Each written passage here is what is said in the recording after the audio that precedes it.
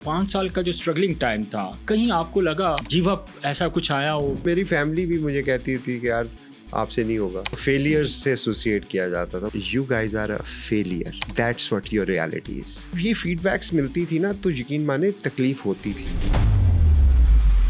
आज सारी दुनिया दानियाल दानियाल कर रही है। 6 साल पहले जब दानियाल को खिलाया था तो यही सारे लोग हमें क्रिटिसाइज कर रहे थे। यही सारे लोग कह रहे थे कि ये तो मार्केटिंग करते हैं। आज वही दानियाल सिस्टम के अंदर जब आके परफॉर्म कर रहा है तो सारे कह रहे हैं कमाल है। टीम इंपॉर्टेंट है, कलंदर इंपॉर्टेंट है। कलंदर से बड़ा ना समीन राना हो सकता है कभी जिंदगी में, ना आतिफ राना हो सकता है। मोहम्मद नईम के बारे में बहुत ज्यादा बातें हुई। वो भी पाकिस्तान का बच्चा, मैं कौन सा कोई इसराइल से को बचा ले है। We are the most successful number 1 team in Pakistan Super League. कोई भी कोई नेगेटिव स्टेटमेंट आती है पीएसएल को लेके, मायूसी फैलाती है। दोस्ती यारी कल्चर, सिफारिशी आ गया। यार आपको ना एस का पता है ना एफ का पता है, आपने किसी को सिफारिशी डिक्लेयर कर दी। स्टेडियम में जाओ, पर्ची पर्ची के नारे लगाए। ये जो मामला हुआ है अली तरीन का, अली की बहुत सारी बातें जो है वो गलत नहीं है। आपने एक सिस्टम पे डाउट क्रिएट करने शुरू कर दिए। यार करें, क्रिटिसाइज करें, तनकीद करें, लेकिन खुदा के लिए मायूसी ना फैलाएं। आकिब जावेद जो है वो सब कुछ, पूरे पाकिस्तान की क्रिकेट उनके हाथ में है। वो सिर्फ लाहौर कलंदर को देख रहे हैं और बाकी फ्रेंचाइजों की तरफ इधर उधर वो देख नहीं रहे। आकिब भाई का लाहौर कलंदर से कोई ताल्लुक नहीं है। इस पूरे पीएसएल में मेरी एक दफा उनसे बात नहीं हुई। बड़े प्लेयर रिलीज करने का कोई प्रोग्राम तो नहीं? कोर के अराउंड टीम बिल्ड होगी और जहां जहां गैप्स होंगे हम उसको फिल इन करेंगे। हो सकता है कुछ लोग मिस आउट कर दें जिनको मैं जेन्युइन नहीं रखना चाहता हूं, बट टीम कम फर्स्ट।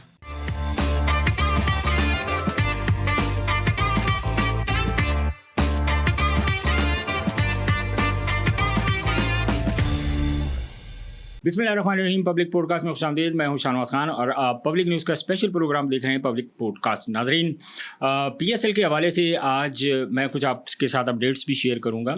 जाहिर है पीएसएल का जो लास्ट इवेंट हुआ बड़ा इंटरेस्टिंग और बड़ा ही शानदार जो इवेंट था वो रहा, और हमने देखा कि एक मरतबा फिर तीसरी मरतबा लाहौर कलंदर जो है वो PSL 10 का जो है ना फातेह करार पाया। बेहतरीन परफॉर्म किया। बहुत सारे नए लड़के हमें नज़र आए पीएसएल में खेलते हुए। बहुत सारे ऐसे लड़के जो इस दफ़ा पीएसएल खेले, पाकिस्तान की क्रिकेट में भी वो एक सितारे की मानंद परफॉर्म करते हुए हमें नज़र आ रहा है।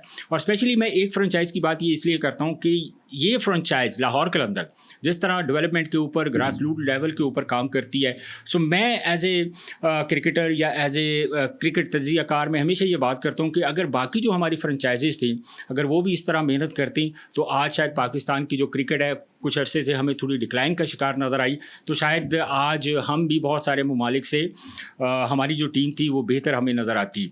और इसके साथ साथ मैं आपके साथ ये भी अपडेट शेयर कर देता हूँ कि ज़ाहिर है PSL 10 का जो एक सफ़र था वो मुकम्मल हो चुका है और अब आगे का जो 10 साल का सफ़र है वो कॉन्ट्रैक्ट्स जो हैं वो PSL के वो लाहौर कलंदर भी साइन कर चुका है। 5 फ्रेंचाइज़ें जिन्होंने इस कॉन्ट्रैक्ट को रिन्यू किया और मज़ीद वो 10 साल जो है वो PSL का हिस्सा रहेंगे। और अभी 1-2 दिन पहले आपने एक बड़ी शानदार सरमनी भी देखी लाहौर कलंदर की तरफ से। बहुत सारे फ्रेंचाइजीज़ के जो हैं उन्होंने भी अपने जो तजदीद की, अपने कॉन्ट्रैक्ट्स की।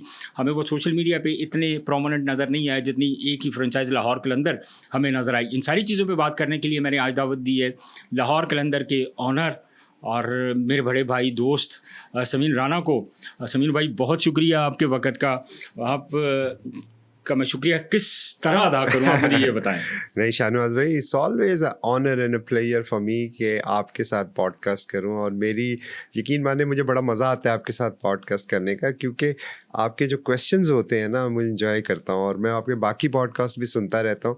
और मुझे बड़ी खुशी होती है कि हमारे पास पाकिस्तान में आप जैसे लोग हैं जो एक नॉलेज बेस्ड क्वेश्चन करते हैं, बड़े डीप क्वेश्चन होते हैं, जैसे आप जो अंदर की बात है वो निकलवा लेते हैं। समीन भाई, बात सिंपल सी होती है कि जो हो रहा है अच्छा होना चाहिए, कंट्रोवर्सी नहीं होनी चाहिए और चीज़ों को एक पॉजिटिव वे में हम ले के चलने की कोशिश करते हैं। बहुत सारी चीज़ें ऐसे आ जाती हैं। सबसे पहले तो आपको समीन भाई बहुत बहुत मुबारक हो। Thank you sir. एक आप जब चैम्पियन बने उसकी मैं आपको जो है ना थोड़ा टाइम गुजर गया लेकिन आपको मुबारक दे रहा हूँ। और उसके बाद आपने जो मज़ीद 10 साल जो है आप PSL का हिस्सा रहेंगे, आपका जो कॉन्ट्रैक्ट थे वो आपने उसको उसकी तजदीद कर दी। आप मज़ीद लाहौर के अंदर जो है 10 साल हमें PSL में नज़र आएगी और सबसे ज़्यादा फ़ैन फॉलोइंग है। तो इस सारी चीज़ों को आप अपने अल्फाज में बयान करें पहले। देखिए शहनवाज भाई, ऑब्वियसली हमारे लिए एक बहुत एजाज़ की बात है कि पाकिस्तान सुपर लीग के पायनियर्स में से ये फ्रेंचाइज शुमार होती है। ये जो 5 इनिशियल ओनर्स थे, बहुत बड़ा रिस्क था, यकीन माने it was a huge risk. ये अब जो तजदीद करवाई है ये इतना बड़ा रिस्क नहीं है, क्योंकि अब तो हमारे सामने है सारी चीज़ें, हमें पता है। उस वक्त तो कुछ पता ही नहीं था, सच्ची बात है। वो तो सिर्फ पाकिस्तान की मोहब्बत में आए थे, और नजम भाई को क्रेडिट दूंगा जिन्होंने हम सबको ले के आए। और आज देखें उनके जो लगाए हुए पौधे हैं वो अब माशाल्लाह बड़े हो गए हैं सारे। और तो क्वालिटी ऑफ ओनर्स एक बहुत बड़ा फैक्टर रहा। और मैं पूरी दुनिया में लीग्स को फॉलो करता हूँ, इन्वॉल्व भी हूँ बहुत सारी लीग्स में। मेरे ख्याल में किसी भी लीग की जो सक्सेस है उसकी जो बुनियादी कंपोनेंट है वो है quality of the owners. Because बहुत जगहों पे आप देखते हैं कि एक सीज़न में एक ओनर, दूसरे में दूसरे, ना ब्रांड बन पाता है, ना ओनर की कोई एक क्रेडिबिलिटी बन पाती है, ना लीग की क्रेडिबिलिटी। तो इसमें PSL की जो मैं समझता हूँ सबसे बड़ी बात है वो ये है कि जो इसके ओनर्स हैं जिन्होंने इन्वेस्ट किया है PSL में, मैं उनको क्रेडिट देता हूँ कि उन्होंने बहुत दिलो जान से और मुल्क की मोहब्बत में किया है। इन 10 साल के सफ़र, ये जो 10 साल का आपका सफ़र था और शानदार रहा, पहले 5 साल की अगर बात करते हैं तो लाहौर कलंदर की जो परफॉर्मेंस थी देखें तो हम सब के लिए बड़ी एक शॉकिंग परफॉर्मेंस होती थी। बड़े से बड़ा प्लेयर भी आता है आपकी तरफ से खेलें, लेकिन जो 5 साल का जो स्ट्रगलिंग टाइम था, कहीं आपको लगा गिव अप, ऐसा कुछ आया हो कि यार शायद हमारे बस में नहीं है ये चीज़ें, या हम कर नहीं पाएंगे? क्योंकि अगर 5 साल का सफ़र आपका गुजरा है तो 5 साल आपने और सर्वाइव करना था। हमारे जहनों में तो शायद नहीं आया, लेकिन डालने की कोशिश बहुत हुई। हमें पूरी तरह से, हर तरफ से बहुत सारे लोग, मेरी फैमिली भी मुझे कहती थी कि यार आपसे नहीं होगा। देखिए जब आप हारते ना, वो कहते हैं ना मैनी फादर ऑफ विक्ट्री, और जो हार होती है ना वो ऑर्फन होती है, वो यतीम होती है। तो जब आप हारते हैं ना तो एक आम बंदा जो है ना आपको एसोसिएट करता है रिजल्ट से। उसको इससे फ़र्क नहीं पड़ता कि आपने कितनी मेहनत की कितनी नहीं की, उसको वो विक्ट्री चाहिए, विच इज़ अंडरस्टैंडेबल। और मैं रिस्पेक्ट करता हूँ फैंस की, अपने जो क्लोज हमारे, वो आपकी मोहब्बत में ये बात कहते हैं। लेकिन जो एक्सपर्ट्स हैं उनको ज़रा डिफरेंट तरीके से सोचना पड़ता है। तो पहले 5 सालों में बहुत ज़्यादा तनकीद भी हुई, बहुत ज़्यादा लोग कहते थे, हमें तो ओपनली कहते थे, हम तो लाफिंग स्टॉक थे सर, जितनी मीम्स हमारे पे बनी शायद ही किसी पे बनी। लेकिन इस लाहौर कलंदर की जर्नी में ना एक सबक भी है, अगर आप क्लियर हो ना, कंसिस्टेंट हो और अपना हार्डवर्क जारी रखें और तनकीद से घबराएं नहीं, तो कामयाबी आपका मुकद्दर बनती ही बनती है। लेकिन क्रिटिसिज्म भी तो उस लेवल तक पहुंच गया था कि जहां तक इंसान बिल्कुल गिव अप कर जाता है कि यार नो मोर क्रिटिसिज्म, पर्सनल हो गया था लोग। अब देखिए मेरा तो ये मानना है समीन भाई कि क्रिकेट को अगर आप क्रिकेट के पॉइंट ऑफ व्यू से देखें, इनको ग्राउंड्स तक अगर इन चीज़ों को आप उस हद तक रखें तो बहुत सारी चीज़ें ऐसी होती हैं जो बंदा कहता है कि ओके ये बर्दाश्त किया जा सकता है। लेकिन ये जो 10 साल का सफ़र था, जो 10 साल मतलब वो ऐसा सफ़र है, समझता हूँ कि हम देखने वाले हैं, हम आप लोगों के सपोर्टर हैं, आपके फैंस हैं लाहौर कलंदर के। हमें एक लगा कि यार हमारे दिलों में भी ये ख्याल आता था कि यार मतलब क्या रीज़न्स हैं क्या वजह है, क्यों ये बैक फुट पे नहीं जा रहे, फ्रंट फुट पे जा रहे हैं। एक साल आप पीछे जाते थे, बॉटम पे फिनिश करते थे, अगले साल जब आप लोग खेलते थे फिर बॉटम पे आते थे, तो हम कहते हैं कि यार ये लाहौर कलंदर एक्चुअली हमारे, ये एक आम आदमी की शायकीन का क्वेश्चन होता है कि व्हाट्स हैपनिंग। देखिए हमें तो शिकस्त से एसोसिएट किया जाता था, हमें तो फेलियर्स से एसोसिएट किया जाता था। मुझे एक जानने वाले हैं, उन्होंने एक दिन मुझे बिठा के, मैं और आतिफ थे, तो आपको मज़े की स्टोरी सुनाता हूँ। तो वो प्लेयर डेवलपमेंट प्रोग्राम का 3रा सीज़न था, तो हमने उसका प्रोमो बनाया ना, तो वो काफ़ी बड़ी शख्सियत है, नाम लेनी अच्छी बात नहीं है, तो पाकिस्तान क्रिकेट बोर्ड से भी एसोसिएट रहे हुए हैं, फैमिली फ्रेंड भी हैं। तो उनको हमने आतिफ वो दिखा रहे थे ना आईपैड पे कि ये देखें कितना ज़बरदस्त प्रोमो बना है, इस तरह हम बच्चे इतने इकट्ठे करेंगे। तो उन्होंने कहा यार ये हटाओ। तो मैं भी बैठा हुआ था, तो उन्होंने कहा लोग आपको ना पता है किससे एसोसिएट करते हैं, फेलियर। ये उनके वर्ड्स हैं, फेलियर। आपको मतलब पता है ना फेलियर का, मैंने कहा जी मुझे पता है। उन्होंने कहा you guys are a failure, that's what your reality is. तो ये जो सारा है ना ये हटाओ, इसका कोई फ़र्क नहीं पड़ता, आप फेलियर हो। तो जब आप अपने क्लोज वन से इस तरह की तनकीद सुनते हैं, इस तरह की कमेंट सुनते हैं, तो ऑब्वियसली आपको अच्छा नहीं लगता। मैं तो 10 साल से, मेरे एक और जानने वाले हैं, उन्होंने ये बात कही कि यार तुम्हें ये ज़रूर जानने की ज़रूरत है कि कंसिस्टेंट कौन है। जो भी कंसिस्टेंट है ना पिछले 4-5 सालों में, वो है बुनियाद तुम्हारे फेलियर। वो मैं था, वो कंसिस्टेंट मैं था। तो लोग आपको इस तरह से फिर उनका कसूर नहीं है, वो बहुत सतही सोच रहे हैं, वो सिर्फ कप को देख रहे हैं। तो जब ये फीडबैक्स मिलती थी ना तो यकीन माने तकलीफ़ होती थी, ऐसी नहीं मैं कहूँ कि नहीं होती थी, बहुत तकलीफ़ होती थी। मैं कनाडा में जाता था जब वापस टूर्नामेंट के बाद, तो यकीन माने सारी सारी रात बैठ के सोचता था कि यार हुआ क्या है, टीम मैंने अच्छी खिलाई, सारा कुछ किया, बड़े से बड़ा प्लेयर लाहौर कलंदर की नुमाइंदगी कर चुका है। इसमें मैं आपको नाम थिंक क्रिस गेल, हाँ, अब उसका मैं कंपैरिजन इस तरह करता हूँ कि जब वो IPL खेलता था तो वहाँ पे मतलब क्या वो रन्स बनाता था, बिग बैश खेलता था वहाँ पे रन्सों के अंबार लगा देता था। AB de Villiers, McCullum, Brendon McCullum, कितने बड़े बड़े नाम। और जब आप आते थे और किसी प्लेयर को जो आप लोग रिस्पेक्ट देते थे, तो पर्सनली आई फील्ड के यार इतनी रिस्पेक्ट और इतना अच्छा है तो क्यों नहीं जीत पा इसका रहे। आसान एक बंदे ने मेरे लिए तर्जमा किया था वो गोरा था, उसने मुझे कहा एक चीज़ भी बीच में ऐड कर दूं क्वेश्चन में, जब कोई भी बड़ा प्लेयर लाहौर कलंदर की शुरू में नुमाइंदगी करने के लिए आता था तो वो कहता था कि इन्हीं केड़ा परफॉर्म करना है। नहीं, उसने, गोरे ने मुझे एक बात की थी, उसने कहा था कि it's not easy to be a Qalandar. तो कलंदर बनना आसान नहीं है। तो मेरा ख्याल में जो नाम तो हमने रख लिया था अपनी माँ की मोहब्बत में, मैंने आपको पहले भी बताया था। मैं बिल्कुल आप तो सुना चुके। एक शायद रिजॉल्व भी टेस्ट होती है आपकी ना, जब आप एक इतने बड़े नाम के साथ आ रहे हैं तो आपकी जो अज़म है वो भी टेस्ट होता है, आपकी नीयत भी टेस्ट होती है। मैं समझता हूँ वो पहले 5 साल जो थे ना वो एक ह्यूज लर्निंग कर्व था हमारे लिए। हमारी रिजॉल्व टेस्ट थी कि हम सिर्फ ऐसी बातें करते हैं कि प्लेयर देंगे, डेवलप करेंगे, या हम करेंगे भी। तो जब सारा साल करते थे, मेहनत करते थे, ये सड़क से बच्चों को उठाया था यार। 5 लाख 6 लाख अब हो गए, 5 लाख 6.5 लाख अब 6.5 हो गए। उस वक्त ज़माने में 3-4 लाख थे। 3-4 लाख बच्चों का हमारे से क्या ताल्लुक था। किसी के पास जूते नहीं है, किसी के पास जुराबे नहीं है, किसी के पास कुछ नहीं है, और सारा कुछ 100 जूते जुराबे किट बैग लेके जाके आम बंदे के लिए काम कर रहे थे। तो वो अगर दिखावा होता ना तो 1 साल होता, 2 साल होता, शायद हमारी रिजॉल्व टेस्ट हो रही थी। लेकिन फिर अल्लाह ने भी सोचा कि यार ये पक्के इनको कामयाबी दे दो और अल्लाह ने आपको कामयाबी फिर अल्लाह दी। ने हमें कामयाबी अच्छा, उसके बाद जो 5 साल का आगे वाला सफ़र था, जी। कुछ मेजर चेंजिंग, ज़ाहिर है आप हर चीज़ के बारे में इतना सोचते हैं, आप सोचते हैं, ज़ाहिर है सब कुछ आप ही कर रहे होते हैं। तो उस वक़्त जब PSL ख़त्म होता था, 5 साल आपके कंप्लीट हुए, आगे जो आने वाले 5 साल है उसमें आपने क्या चीज़ रियलाइज़ की कि यार अगर मैं इन चेंजिंग्स के ऊपर या इन चीज़ों के ऊपर अगर काम करूँ तो मेरी जो परफॉर्मेंस है वो पहले से बेहतर हो सकती है। जानवर भाई, लर्निंग जो होती है ना वो टाइम बाउंड नहीं होती। आप ये नहीं कह सकते कि मैंने आज ये सारा कुछ लर्न कर लिया। मैं इस वक्त आपसे बहुत कुछ लर्न करूँगा और हो सकता है मैं अगले मिनट पे एक डिफरेंट डिसीजन लूँ। तो जो हमारे 5 साल की लर्निंग थी ना उसमें कोई ऐसा मोमेंट नहीं था जो मैं आपको कहूँ कि जी ये कट ऑफ था, इसके बाद मैं ऐसे हो गया, ऐसा नहीं है। एक कंटिन्यूसली जब आप किसी चीज़ में इन्वॉल्व होते हैं ना तो वो 24/7 होता है। आप हर वक्त सोचते हैं, हर वक्त सीखते हैं, हर वक्त बेहतरी से बेहतर करने की कोशिश करते हैं।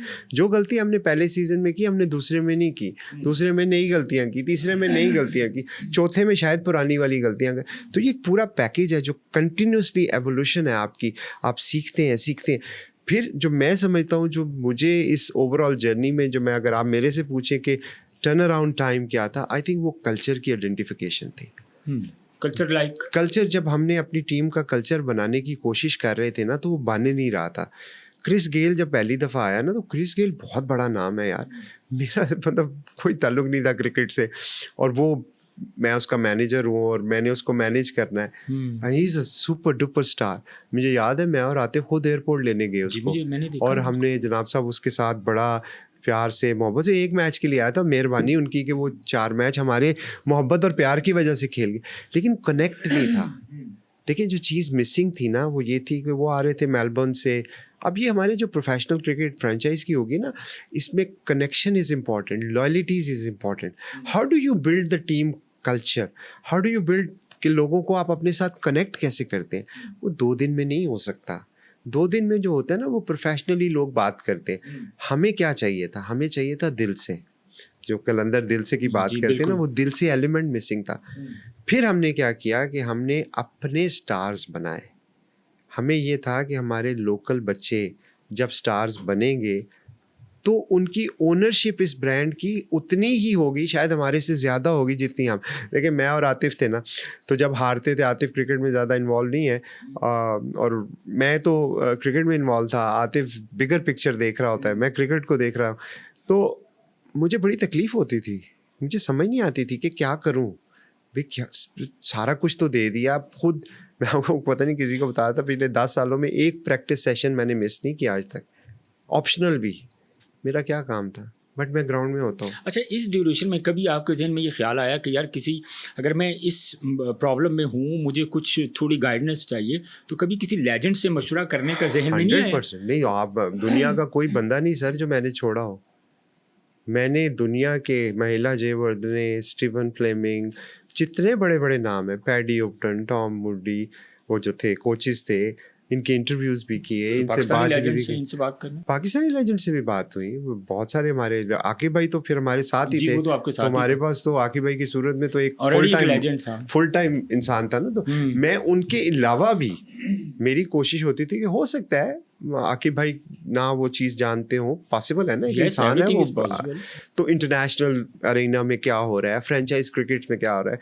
आईपीएल के बहुत सारे ओनर्स थे जो जिनके साथ रिलेशनिंग हुई, केकेआर के हैं, उनके साथ बहुत अच्छी, मैंने उनसे बहुत कुछ सीखा। मुझे याद है उनका नाम वेंकी है, वेंकी और हम मिले डरबन में जब साउथ अफ्रीका में लीग ली, तो मेरी जी, और जी। वेंकी की काफ़ी अच्छी बातचीत हुई। तो मैंने उनसे पूछा कि केकेआर का जो लाइफस्टाइल था, जो उनका भी अगर आप देखें तो शुरू में काफ़ी वो काफी फेलियर्स है, स्ट्रगल एंड की देन उन्होंने जब शुरू में। वेंकी आए तो वो टर्न अराउंड हुआ, वो जीत गए। तो मैं उनसे पूछता था कि आपने क्या ऐसा किया जो जिससे ये टर्न, क्योंकि मैं भी उसी बोट में सवार था। तो क्रिस, ये जो निक कमिंस हैं ऑस्ट्रेलिया के, ये सिडनी थंडर के थे, ये हारून लोगार्ट, ये जो तो ये बड़ा सारे नाम है। लोग हैं जिनसे यकीन माने मैंने लिटरली सीखा है। इनसे पूछ के जो ऑस्ट्रेलिया वाली कहानी हुई थी तो उसकी बेसिस ही ये थी। पहला सीज़न हारे, पैडी ओप्टन हमारे कोच थे। मैंने पैडी को कहा यार मुझे सीखना है, कोई बंदा बता किसे। वो सिडनी थंडर का भी हेड कोच था। उसने कहा यार एक बंदा है निक कमिंस, उसका और तेरा माइंडसेट मिलता है, तो मैं तुझे उससे इंट्रोड्यूस करा देता हूँ। मैंने कहा ठीक है। वो पैडी चला गया आईपीएल में, मैं उसके पीछे पड़ा रहा, यार बंदा इंट्रोड्यूस करा दे। उसने एक दिन ईमेल पे निक को कॉपी किया, मुझे किया, निक मीट समीन, समीन मीट निक, चलो जी। मैंने निक को कॉल किया, मैंने कहा यार मैंने सीखना है, पहला साल है, मुझे कुछ नहीं पता, क्या करूँ। उसने कहा क्या सीखना है। मैंने कहा यार ये फ्रेंचाइज कैसे मैनेज होती है, क्या होता है। उसने कहा ठीक है। आपको पता है गोरे जनरली जब आप उनको अप्रोच करते हैं ना कि लर्निंग पॉइंट ऑफ व्यू से, तो वो डिस्करेज नहीं करते, वो इनकरेज करते हैं। तो उसने कहा यार ऐसा कर, मैं कनाडा में होता था, वो उधर सिडनी में होता था।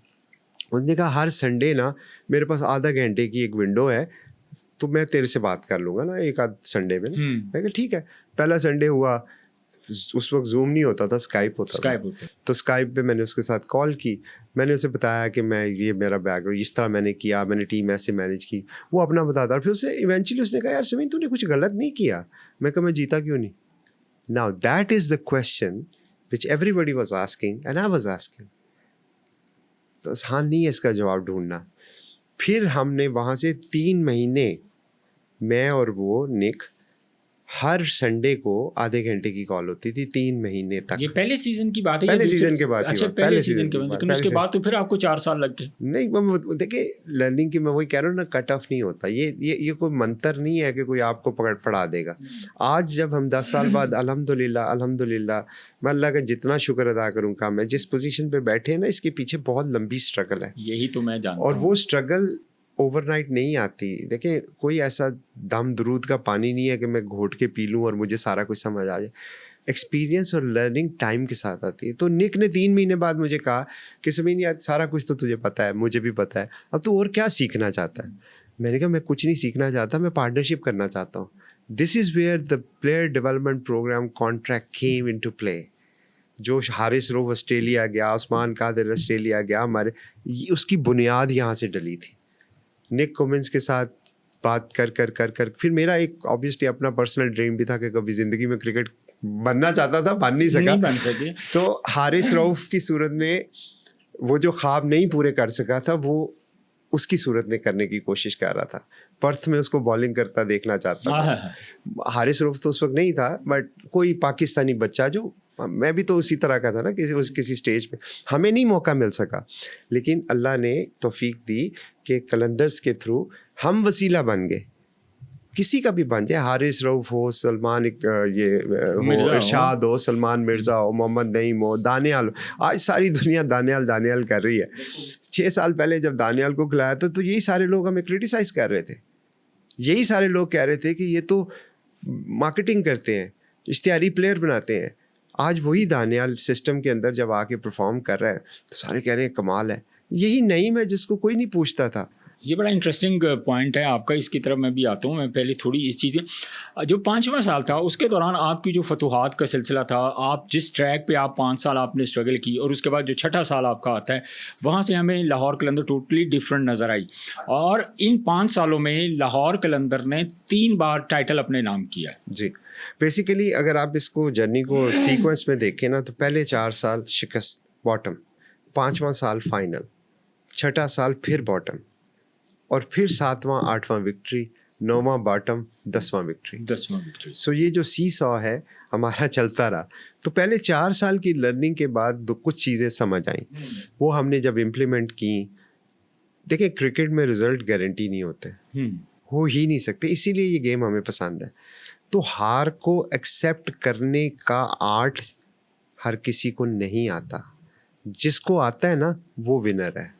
अच्छा समीन भाई, इन 5 सालों में हमने देखा कि जो मुल्तान सुल्तान की जो एक फ्रेंचाइज थी उसके ऑनर भी चेंज हुए। जी, ऑनर भी चेंज हुए, तो जाहिर है इस तरह का कोई इन्वायरमेंट बना कि शायद अब PSL जो है वो कंटिन्यू नहीं होगी, क्योंकि वो बैक फुट पे चले गए हैं, एक टीम विड्रॉ कर गई है, नए ऑनर आए, सारी चीज़ें चली। कंट्रोवर्सी या कुछ खदशात जहन में पैदा हुए उस वक्त? नहीं, बिल्कुल नहीं हुआ। मैं आपको बताऊं, देखें, जो वो टीम गई वो मेरा ख्याल में $5 मिलियन पे थी, जो नई आई वो 6.5 पे थी, 6.3 पे थी। तो लीग तो ग्रो की है ना। अगर एक बंदा छोड़ के गया है और अगला उससे उस प्राइस को बढ़ा रहा है तो लीग तो बड़ी हो रही है ना। हाँ, अगर कोई छोड़ के जाए और अगला कोई बायर ही ना आए उतनी कीमत पे और कीमतें नीचे गिर जाएं, तो फिर आप कह सकते हैं कि यार ये तो प्रोजेक्ट फ्लॉप हो गया। लेकिन अगर आपकी मुसलसल वैल्यू बढ़ रही हैं, आपकी ब्रॉडकास्ट की वैल्यू बढ़ रही है, आपकी ग्राउंड स्पॉन्सरशिप की वैल्यू बढ़ रही है, आपकी कमर्शियल राइट्स महंगे बिक रहे हैं, तो ये जो सारा नॉइज़ आज आप देखते हैं ना राउंड के, मर गए, लुट गए, बर्बाद हो गए, तबाह हो गया, ये हमारा ना नेशनल एक तरह से प्रॉब्लम बनता जा रहा है। हमें नेगेटिविटी में थ्राइव करने की आदत पड़ रही है, जो कि गलत बात है। आज PSL जो है वो लोग कहते हैं जी वो पहले जो होती थी, ये आई थिंक ये माइंडसेट है। अगर आज आप देखें 2 टीमें ऐड होने जा रही हैं, और अगर हो जाती हैं, और प्राइसिंग जो मुझे अभी नज़र आ रही है is going to be very very good pricing, हो जाती है, तो लीग बड़ी हुई कि छोटी हुई? आज पाकिस्तान सुपर लीग की दुनिया में जो मुकाम है वो न्यूट्रल बंदे से पूछें। हाँ, कुछ लोग बेनिफिशरी नहीं रहे, कुछ लोगों को मौका नहीं मिला, उनके पर्सनल ग्रजेस हैं, वो फिर आके बात करते हैं कि ये सारा कुछ हो गया। आपने देखा आज 10 साल के बाद लाहौर कलंदर के ज़्यादातर जो प्लेयर हैं, जो डेवलपमेंट एक आप लोगों ने शुरू की, आज आपको नेशनल टीम की तरफ से खेलते हुए वो लड़के नज़र आ रहे हैं। आप लोगों ने एक पौधा लगाया था जो आज इतने बड़े बड़े दरख्त बन चुके हैं। आप रीसेंट पास्ट की बात करें, हारिस रऊफ की बात करते हैं, मोहम्मद नईम जो हमने पिछले मरतबा देखा, सलमान मिर्ज़ा को हमने देखा कि एक लंबा अरसा उसने बड़ी स्ट्रगल की कि मैं PSL का शायद मेरा ख्याल 2019 या 20 में गालबन उसने 1 या 2 मैचेस खेले। तो उसके बाद अब काफ़ी अरसा जो है आपने उसको छोड़ा नहीं है, आपने अपने साथ रखा। मज़ेदार बात यह है कि अभी छोड़ेंगे ना तो देखना दावेदार कितने पैदा होंगे। नहीं, ये तो वैसे गलत होगा, जो भी दावा करेगा वो तो प्योरली। तो आज मैं तो 11 लड़के खिला सकता हूँ ना, या 15 या 20 लड़के रख सकता हूँ। काम तो हमने 6 लाख के लिए किया है। अब एक आसान काम ये भी था हमारे ज़हन में कि यार बजाय काम करने के ना मार्केटिंग पे तवज्जो दो, काम कोई और करे, क्रेडिट मैं लूँ। वैसे होता है, बहुत सारा होता है। ये तो एक हमारे माशरे का एक आम सिस्टम है ना, लेकिन उसमें सेटिस्फेक्शन नहीं है सर। उसमें मज़ा नहीं है। जब आप चोरी करते हो ना तो चोरी के साथ कभी खुशी नहीं मिलती। अच्छा, इस स्टेज पे आज आप कैसा फील कर रहे हैं एज ए मैं लाहौर देखिए- कलंदर ऑनर, एज ए वो सेकंड फर्स्ट जो इतने प्लेयर आपने दिए पाकिस्तान क्रिकेट को, आपने पीएसएल की जो खिदमत की है पाकिस्तान सुपर लीग में, जो क्रिकेट की खिदमत आप लोगों ने की, तो आज आप कैसा फील करते हैं? मैं सच्ची बात बताऊँ, हमने खिदमत की गर्ज से नहीं किया था, हमने अपनी सेटिस्फेक्शन के लिए किया था। हमें इस बात पे सेटिस्फेक्शन मिलती है जब हम लोगों के लिए काम करते हैं। अगेन मकसद नाम से शुरू होता है सर, बात बुनियाद वहाँ पे डली हुई है। ये नाम जिस हस्ती की वजह से रखा गया है, ये सारा सवाब उस हस्ती को जाता है। हमारी फिलॉसफी है ना, हमारी ज़िंदगी का हिस्सा है ये। तो उसमें कोई वो चीज़ नहीं होती कि डाउट नहीं आता। जब हम देखते हैं ना तो सबसे पहले तो अल्लाह का शुक्र अदा करते हैं। हम इस काबिल नहीं हैं कि जिस काबिल अल्लाह ने हमें बना दिया। ये 3 ट्रॉफियाँ तो सर मेरे ख्याल में बहुत बड़ी बात है। हम तो एक भी जीतने के काबिल नहीं थे। तो ये सबसे पहले तो अल्लाह ताला की ब्लेसिंग है। फिर उन लोगों की दुआएं हैं जिनके लिए आप काम करते हैं। जब आप खल्के खुदा के लिए काम करते हैं ना, उसका रिवॉर्ड आपको दुनिया में अल्लाह देता है। तो हमें हारिस रऊफ़ कौन था? मैं हारिस की मिसाल इसलिए देता हूँ कि वो हमारा पोस्टर बॉय है। बिल्कुल ठीक है, प्योरली। हारिस रऊफ़ मेरा क्या लगता था सर? मैं तो जानता भी नहीं था, मैं उसके ख़ानदान को भी नहीं जानता था। और जिस तरह उसने ट्रायल दिए वो हम सबको पता है। तो आज पाकिस्तान का वाइट बॉल का हाईएस्ट विकेट टेकर कौन है? हारिस रऊफ़ है आपको। तो उसने क्या सिफारिश पे विकेटें ली हैं? आने बैट्समैन ने सिफारिश की थी, नहीं तेरी मेहरबानी आउट हो जाए, मेरा रिकॉर्ड बन दे। तो अब आपने अगर क्रिटिसाइज करना है या आपने मुखालफत करनी है या आप, वो ठीक है, आपका हक है, आप जो मर्जी करें, लेकिन रियलिटी ये है कि आज दुनिया की हर लीग हारिस रऊफ़ को मांगती है। अगर वो किसी टीम में होता तो शायद वो भी मांगते, लेकिन लीगों में ही ऑप्शन है ना। सबसे ज़्यादा बिजी प्लेयर है इस वक्त पूरी दुनिया की फ्रेंचाइज क्रिकेट में। आज भी आप जब टेस्ट मैच देख रहे होते हैं तो आपको हारिस रऊफ़ ही याद आता है कि ये टेस्ट क्यों नहीं खेलता, राइट बॉल क्योंकि हमारे पास ये है, इसको खिला दें। तो पॉइंट मेरा कहने का ये है कि जब मैं हारिस को देखता हूँ, जब मैं सलमान मिर्ज़ा को देखता हूँ, जब मैं दानियाल को देखता हूँ, जब मैं नईम को देखता हूँ, जब मैं अपने बाकी प्लेयर डेवलपमेंट के लड़कों को देखता हूँ और उनको तरक्की करते देखता हूँ, तो यकीन माने ये ट्रॉफीज़ छोटी लगती हैं, वो ट्रॉफियाँ बहुत बड़ी हैं। उसकी जो खुशी है ना, ये उसी को पता है जिसके पास वो ट्रॉफी है। जिसके पास है ही नहीं तो उसको क्या बताओ। इस दौरान, इस पूरे सफ़र में समीन भाई, आपने किसी लेजेंड को, जो है ना, बहुत सारे लेजेंड्स की ये ड्रीम रहा है कि we want to be a part of Qalandars, pressure भी आया होगा, अप्रोच भी किया होगा, किस किस एंगल से किया होगा, आई नो, तो आज आपको लगता है कि हमारे जो फैसले थे वो ठीक थे? देखिए अगेन सही और गलत का तो फैसला मेरे लिए करना मुश्किल है, क्योंकि मैंने जो भी फैसले किए या आतिफ ने जो भी फैसले किए वो दिल से किए, जो अपनी समझ में आया उसके मुताबिक। कि इज़्ज़त देना अल्लाह का काम है।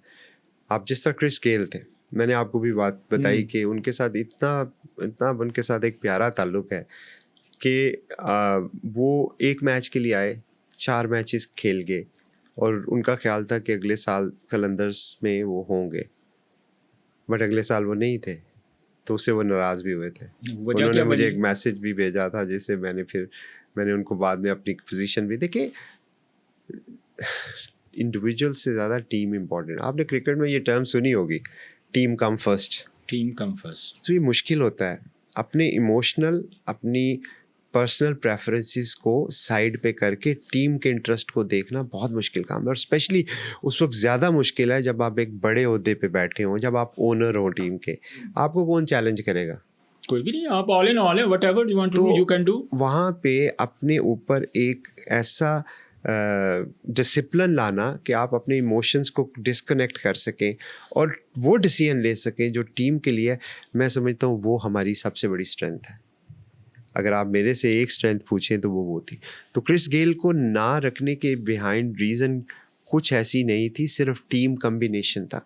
मेरा पर्सनल फेवरेट है, जो अगले साल ड्राफ्ट में मिला है, मैंने जाके उनसे माफ़ी मांगी, मैं कहा मुझे माफ़ कर दे, मेरा मकसद आपको हर्ट करना नहीं था, पर टीम की रिक्वायरमेंट थी। अभी लोग कहते हैं कि कुछ ने कहा, तो अभी देखें जी, हफीज़ भाई ने फाइनल में मैन ऑफ द मैच लिया, अगले सीज़न में वो नहीं थे हमारे साथ। हाँ, ऑब्वियसली हम पागल नहीं है कि एक बंदा जो मैन ऑफ द, एक टीम की रिक्वायरमेंट बनती है ना, आपको देखना पड़ता है, आपको कंटिन्यूसली इवॉल्व करना पड़ता है, आपको अहेड ऑफ गेम रहना पड़ता है। आप अगर इमोशनल हो जाएंगे ना तो आपको नुकसान होगा। There will be time when I need to sacrifice myself for this team and I am ready to do that. जब वो टाइम आएगा I will sacrifice myself. उसकी वजह यह है कि टीम इम्पॉर्टेंट है, कलंदर इम्पॉर्टेंट है। कलंदर से बड़ा ना समीन राना हो सकता है कभी ज़िंदगी में, ना आतिफ राना हो सकता है। ये है वो फ़लसफ़ा। हमारे लिए सबसे पहले कलंदर आएगा, उसके बाद कोई प्लेयर कोई और आएगा, या मैं खुद भी उसके बाद ही आऊँगा। तो ये कॉन्सेप्ट जब आपको समझ आ जाती है ना, तो इंडिविजुअल्स इंपॉर्टेंट नहीं है। अभी आप देखें, टूर्नामेंट से पहले लोग मुझसे पूछ रहे थे कि जी आपके तो हेड कोच चले गए, अब क्या करेंगे आप? ऐसे ही था ना, आकिब भाई ने पाकिस्तान क्रिकेट ज्वाइन कर लिया, लोग ये समझ रहे थे। बड़ी कॉल्स आई होंगी आपको? नहीं, वो कॉलें तो आती रहती हैं। फाइन है। सर सोचो। कॉलें तो इतनी आती हैं, लेकिन फिर वही बात है ना, आप मेरिट पे जज करते हैं। लेकिन अल्लाह ताला ने इज्जत देनी थी ना हमें 10वें सीज़न में, तो हमारा तो कोई कोच भी नहीं था, मतलब हेड कोच नहीं था। कोच थे रियाज भाई थे, काशिफ थे, अमजद था। उनकी जो कंट्रीब्यूशन है, नो डिसरिस्पेक्ट टू देम, उसका ये हरगिज़ मतलब नहीं है। उन्होंने जो काम किया, मैं कहता हूँ सबसे शानदार काम किया, लेकिन हेड कोच तो कोई नहीं था ना। वो तो चले गए थे। तो अल्लाह ताला ने आपको इज्जत दी, उसके बिहाइंड कोई ना कोई मकसद है। समीन भाई, शाहीन अफरीदी को कप्तान बनाने का जो आपका फैसला था, किस टाइम पे आपने रियलाइज़ किया इस चीज़ को? आपने बड़े डिफरेंट एक्सपेरिमेंट किए, बहुत सारे आपके एक्सपेरिमेंट होते हैं जिससे आप लर्न करते हैं, सीखते हैं कि यार लेट्स डू, क्या इसका रिजल्ट आता है। एक होता है कि ना आई वांट टू डू और ये होगा। तो ये जो शाहीन अफरीदी को कप्तान बनाने का डिसीज़न था, इसके ऊपर आप पर्सनली कितने सेटिस्फाई थे कि यार मैं कप्तान ठीक बना? देखिए, फिर वही लर्निंग की बात आती है। जो पहले 3-4 साल में एक लर्निंग हुई मेरी, वो ये थी कि किसी भी सक्सेसफुल टीम के लिए ना, ये और बहुत एक और चीज़ के ऊपर भी आप बहुत क्रिटिसाइज़ तो हर तरफ से किया जा रहा था उस वक्त। एक चीज़ के ऊपर और भी बहुत ज़्यादा क्रिटिसाइज़ किया जा रहा था कि भाई अब हफीज़ सुहेल अख्तर की कप्तानी में खेलेगा। इतने बड़े बड़े प्लेयर जो पाकिस्तान को प्रेजेंट कर चुके थे, वो एक फर्स्ट क्लास क्रिकेटर या जो डोमेस्टिक क्रिकेटर रहा है उसकी कप्तानी में खेलेगा। सवाल तो उसी तरफ आ रहा हूँ, मैं उसी तरफ आ रहा हूँ कि देखें लर्निंग क्या थी मेरे, जो वहाँ पे बैठ के जो लर्निंग की, ऑब्वियसली मुझे क्या पता है, लेकिन जो मैंने देखा वही बता रहा हूँ। किसी भी सक्सेसफुल टीम के लिए बहुत ज़रूरी होता है कि उसकी लीडरशिप एक पेज पे हो। जिस तरह किसी भी ऑर्गेनाइजेशन के लिए ज़रूरी होता है, किसी मुल्क के लिए ज़रूरी होता है कि सारे बड़े एक पेज पे हों। एक पेज का मतलब उनका थॉट प्रोसेस सेम हो। Difference of opinion yes, but thought process same. जो मैंने पहले देखा कि क्रिकेट के अंदर हेड कोच और कैप्टन दोनों का एक पेज पे होना ना, वो टीम की सक्सेस के लिए बहुत ज़रूरी है। अगर वो कहीं एक पेज पे नहीं है तो उससे अल्टीमेटली टीम हर्ट होनी शुरू हो जाती है। तो जब हमारे कुछ साल गुजरे तो मुझे ये एहसास हुआ कि जो प्लेयर डेवलपमेंट के लड़के हैं और आकिब भाई जो हैं, ये सारे जो हैं, इनके साथ बेस्ट यूटिलाइजेशन ये होगी कि हम प्लेयर डेवलपमेंट का ही लड़का रखें, क्योंकि उस सीज़न में बहुत सारे लड़के प्लेयर डेवलपमेंट के थे। माज था, फैज़ान था, चार उस वक्त तो हारिस और शाहीन और ये सारे। अच्छा समीन भाई, मुझे ये बताएं, मोहम्मद नईम, मैं बस ये सिर्फ ये PSL 10 तक मैं ये क्वेश्चन कर रहा हूँ, उसके बाद फिर मैं फर्दर जो है आपसे वो भी जानना चाहूँगा कि जो आपका अगले 10 साल का जो आपका प्लान है उन चीज़ों के बारे में भी। और ज़ाहिर है फिर 2 टीमें भी ऐड हो रही हैं। मुल्तान सुल्तान के जो फ्रेंचाइज ऑनर हैं वो आपको पता है कि दस्तबरदार हो चुके हैं। तो मुझे ये बताएं कि जो PSL 10 आप चैम्पियन हुए, शानदार परफॉर्मेंस और आपने थ्रू आउट उस इवेंट में दी। मोहम्मद नईम के बारे में बहुत ज़्यादा बातें हुई उस वक़्त। मोहम्मद नईम को आपने 5 मैचों में खिलाया। सबसे पहले तो इस बात के ऊपर बात की जाती थी कि मोहम्मद नईम को लाहौर कलंदर मुसलसल चांस क्यों दे रहा है। जी, इस पर ये भी बात हुई कि लाहौर कलंदर ने नाम भी तो बनाना है। अच्छा। तो मेरे तक जब ये पहुंची ये बात, तो मुझे काफ़ी अफसोस हुआ कि यार वो भी पाकिस्तान का बच्चा, मैं कौन सा कोई इसराइल से को बचा ले है। पाकिस्तान का बच्चा है, यंगस्टर है, अगर हम उसको चांस दे रहे हैं, उसका भी देखिए, अब जब चांस हमने दे दिया है तो बैक करना तो बनता है ना फिर हमारा। एक बच्चे को। तो वो इस तरह की बातें की गई। नईम ने बल्कि आपके पॉडकास्ट में ये भी कहा था कि वो खूबसूरती के बारे में वो ये बातें भी बात कर रहे थे कि यार वो लोग तो ये कहना शुरू हो गए थे कि पता नहीं सोना बड़ा है इसका। मैंने नईम को कहा मजाक में, मैंने कहा देख ये तो अब मेरे पे इल्जाम हमारे पे लगने शुरू हो गए। किसी ने कहा शहंशाह अफरीदी का रिश्तेदार है। हाँ बिल्कुल। किसी ने कहा कि जी ये तो नाम बनाने के लिए करते हैं। देखिए जो आपके काम, किसी ने ये भी कहा कि अपने डेवलपमेंट प्रोग्राम को प्रमोट करने के लिए ये सारी चीजें करते हैं। एक कहीं पे मैंने पढ़ा था शाहनवाज भाई कि तस्लीम के बाद तहकीक जो होती है ना वो गुमराह कर देती है। ये बहुत बड़ी बात है। यानी आपने एक चीज को मान लिया उसके बाद आप उसके ऊपर तहकीक कर रहे हैं तो वो गुमराह करती है। तो जब हमने मान लिया ना कि कलंदर कौन है, हमने मान लिया कि हमारे यंगस्टर ही हमारी पहचान है, हमने मान लिया कि जब प्लेयर्स ही जो है वो ये प्लेयर परफॉर्म करेंगे तो हम जीतेंगे, जब हमने मान लिया कि हमने इनको सेलेक्ट किया है तो मरते दम तक इनको सपोर्ट करेंगे, जब हमने मान लिया कि पाकिस्तानी टैलेंट ही दुनिया का बेहतरीन टैलेंट है, उसके बाद तहकीक की गुंजाइश नहीं बचती। फिर आप तहकीक ज़रूर करते हैं लेकिन अपने आप को रिफ़ाइन करते हैं, अपने कॉन्सेप्ट को, अपने विज़न को हर दफ़ा चेंज नहीं करते। तो हमारा हमेशा से अल्हम्दुलिल्लाह शुरू से ये विज़न रहा है, चाहे हारें चाहे जीतें। मैं अक्सर देखता हूँ दूसरे डगआउट्स के अंदर एक आपको पैनिक नज़र आता है, हाय हाय हार न हाय। ये पैनिक मुझे पहले 5 साल 6 साल लाहौर कलंदर के डगआउट में नज़र आता था। अल्हम्दुलिल्लाह इस दफ़ा फाइनल कितना क्रूशल हुआ। आप देखो कि मेरा ख्याल में 10 सालों को मदर ऑफ ऑल था ये फाइनल। ये तो और दुनिया में सिकंदर कहता है कि ये वो था ना फाइनल ऑफ डेकेड जो हमारा 8वें सीजन का था, वो कहता है ये फाइनल ऑफ द सेंचुरी हुआ। और यकीन माने कभी 200 चेज नहीं हुआ फर्स्ट टाइम PSL में नहीं, पूरी दुनिया की क्रिकेट की बात करें तो कोई। लेकिन उस वक्त अगर आप विजुअल्स निकाल के देखें और हमारे डगआउट को देखें तो आपको एक कामनेस नज़र आएगी, आपको पैनिक नहीं नज़र आएगा।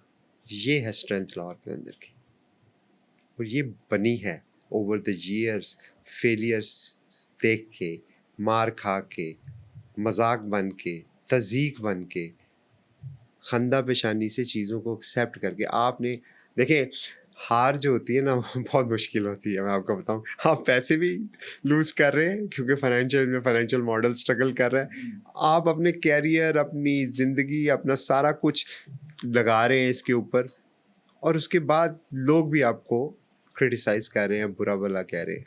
तो इंसान के ज़हन में आता है कि यार ये क्यों कर रहा हूँ मैं, तो इससे बहुत बेहतर मैं कुछ और कर लेता हूँ। यही तो लम्हा होता है ना कि जिस वक्त रिजॉल्व को मोटिवेशन चाहिए तो तस्लीम जब आपने कर लिया ना, जब आपने तस्लीम कर लिया ना, फिर नहीं चेंज करते अपने। तो हमने शुरू से आपको बता रहा हूँ, और ये 10 साल पहले जिस हस्ती के नाम पे ये टीम रखी और ये सोचा और ये बिलीव किया कि इसका जो रिवॉर्ड है वो हमारी माँ को जा रहा है, अच्छे काम करने हैं हमने, रिवॉर्ड अल्लाह ने देना है। ये जब तस्लीम कर लिया ना, फिर पैनिक की ज़रूरत क्या है। जब ये 3 ओवरों में 58 रन चाहिए थे, मैं बैठा हुआ था ऊपर, तो यकीन माने मेरे दिमाग में यही बात थी कि अल्लाह इज़्ज़त देने वाला है। अगर आज हमारी नसीब में ये इज़्ज़त हुई, दुनिया की कोई ताकत नहीं ले सकती। मैच हो रहा था आपको फाइनल, 3 ओवरों में 57 या 58 रन चाहिए थे। I was that time very confident because Lahore Qalandar की जो एफर्ट थी वो तो थी ही, फिर हमने देखा शहंशाह अफरीदी जितना हमें कूल नज़र आया है, आप बिल्कुल नॉर्मल बैठे हुए हैं। अगर है भी तो वो हमें रियलाइज़ नहीं हो रहा था कि मतलब टेंस सिचुएशन है। श्रीलंकन प्लेयर्स खेल रहे थे, तो श्रीलंकन प्लेयर्स खेल रहे थे, सो मेरा ये बड़ा स्ट्रॉन्ग बिलीव है कि चेस करने में जो श्रीलंकन प्लेयर्स हैं ना बहुत स्मार्ट है, बहुत अच्छे, बहुत स्मार्ट।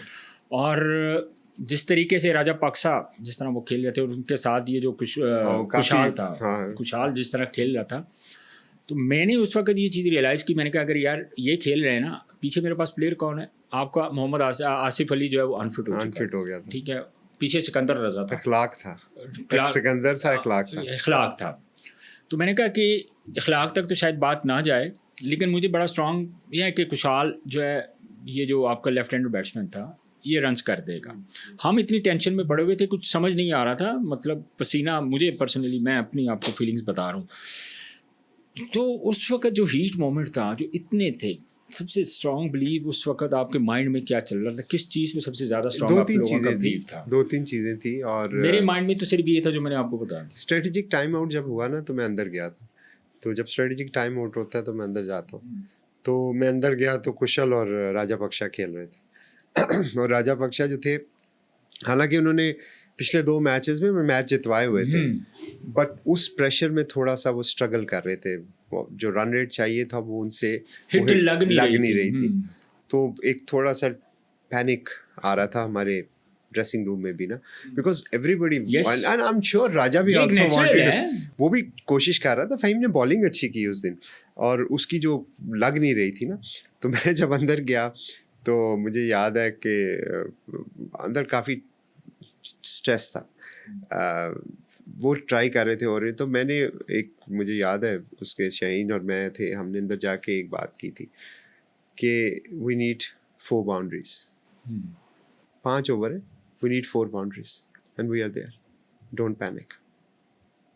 मैंने उनसे कहा कि आपने बहुत अच्छा खेला है, आपने उस्मान तारिक को न्यूट्रलाइज किया है जो उनका मेन वेपन था। बिल्कुल, that's a good, so take a chance when you know आप आने वाले ओवरों में चांस लेते, 4 बाउंड्रीज चाहिए, हम वी आर थ्रू। ये सिंपल मैसेज था। फिर बाहर आ गए तो मुझे याद है फ़खर जमान जो जनरली जज्बाती नहीं होते, वो फ़खर ऊपर बैठा हुआ, सुमिन भाई ये क्या कर रहे हैं, इनको क्या कह के आए आप? मैंने कहा यार मैंने यही कहा है कि अब तुझे क्या कर रहा है। मैं कहा यार तू जाके पूछ ले। अच्छा ठंडा हो जाओ, कोई ऑब्वियसली हम सारे हाइपर थे, लेकिन एक जो बिलीव और मेरे दिमाग में था ना कि जो सिकंदर की जो मेहनत है ना वो रायगा नहीं जा सकती। इतना सफर बहुत सफ़र किया, वो एक अच्छा मज़े की बात बताऊं कि उस मैच में बहुत सारी चीज़ें अप एंड डाउन हुई और एक टाइम आया जब सिकंदर ने कहा कि मैं पहले चला जाता हूँ, तो हमने कहा नहीं आप अपने उसको जाने दो जो 2 जा रहे हैं। और फिर उधर ये जहन में आ रहा है कि यार काश सिकंदर को भेज दिया होता पहले। ये डाउट्स आते हैं ना, आते हैं, वो मोमेंट ऐसा होता है। तो जब सारा कुछ आ रहा तो मेरे दिमाग में, पर्सनली अपनी बात बताता हूँ, मेरे दिमाग में ये था कि ये सिकंदर की जो एफर्ट है ना ये ज़ाया नहीं जा सकती, ये हो नहीं सकता। मुझे इतना पता नहीं क्यों बिलीव था, दुआ कबूल होती है, बोले बिलीव की बात है। वो बात दफ़ा नहीं, आप ऐसे इमोशनल होके सोच रहे होते हो। वो पहली बॉल चौका एंड आई स्टार्टेड थिंकिंग ये हो रहा है, इट्स हैपनिंग। अगली बॉल छिक्का, मैं कहा याल्ला ये तो नहीं होने वाला।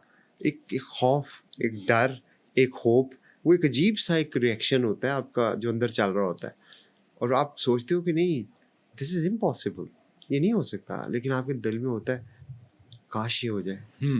तो एक ऐसी वो, और उस वक्त अपने नर्व्स को कंट्रोल करना ना बहुत मुश्किल होता है। और मज़े की बात बताऊँ, as a manager, director, head coach या ओनर, जो भी आप कह लें, 4 हेड पहने हुए थे उस दिन, तो मैं फिजियो भी बन गया। अच्छा। तो आपकी जो बॉडी लैंग्वेज होती है ना, बहुत सारे लोग आपको देख रहे होते हैं, जो आपके प्लेयर्स होते हैं ना वो आपको देख रहे होते हैं।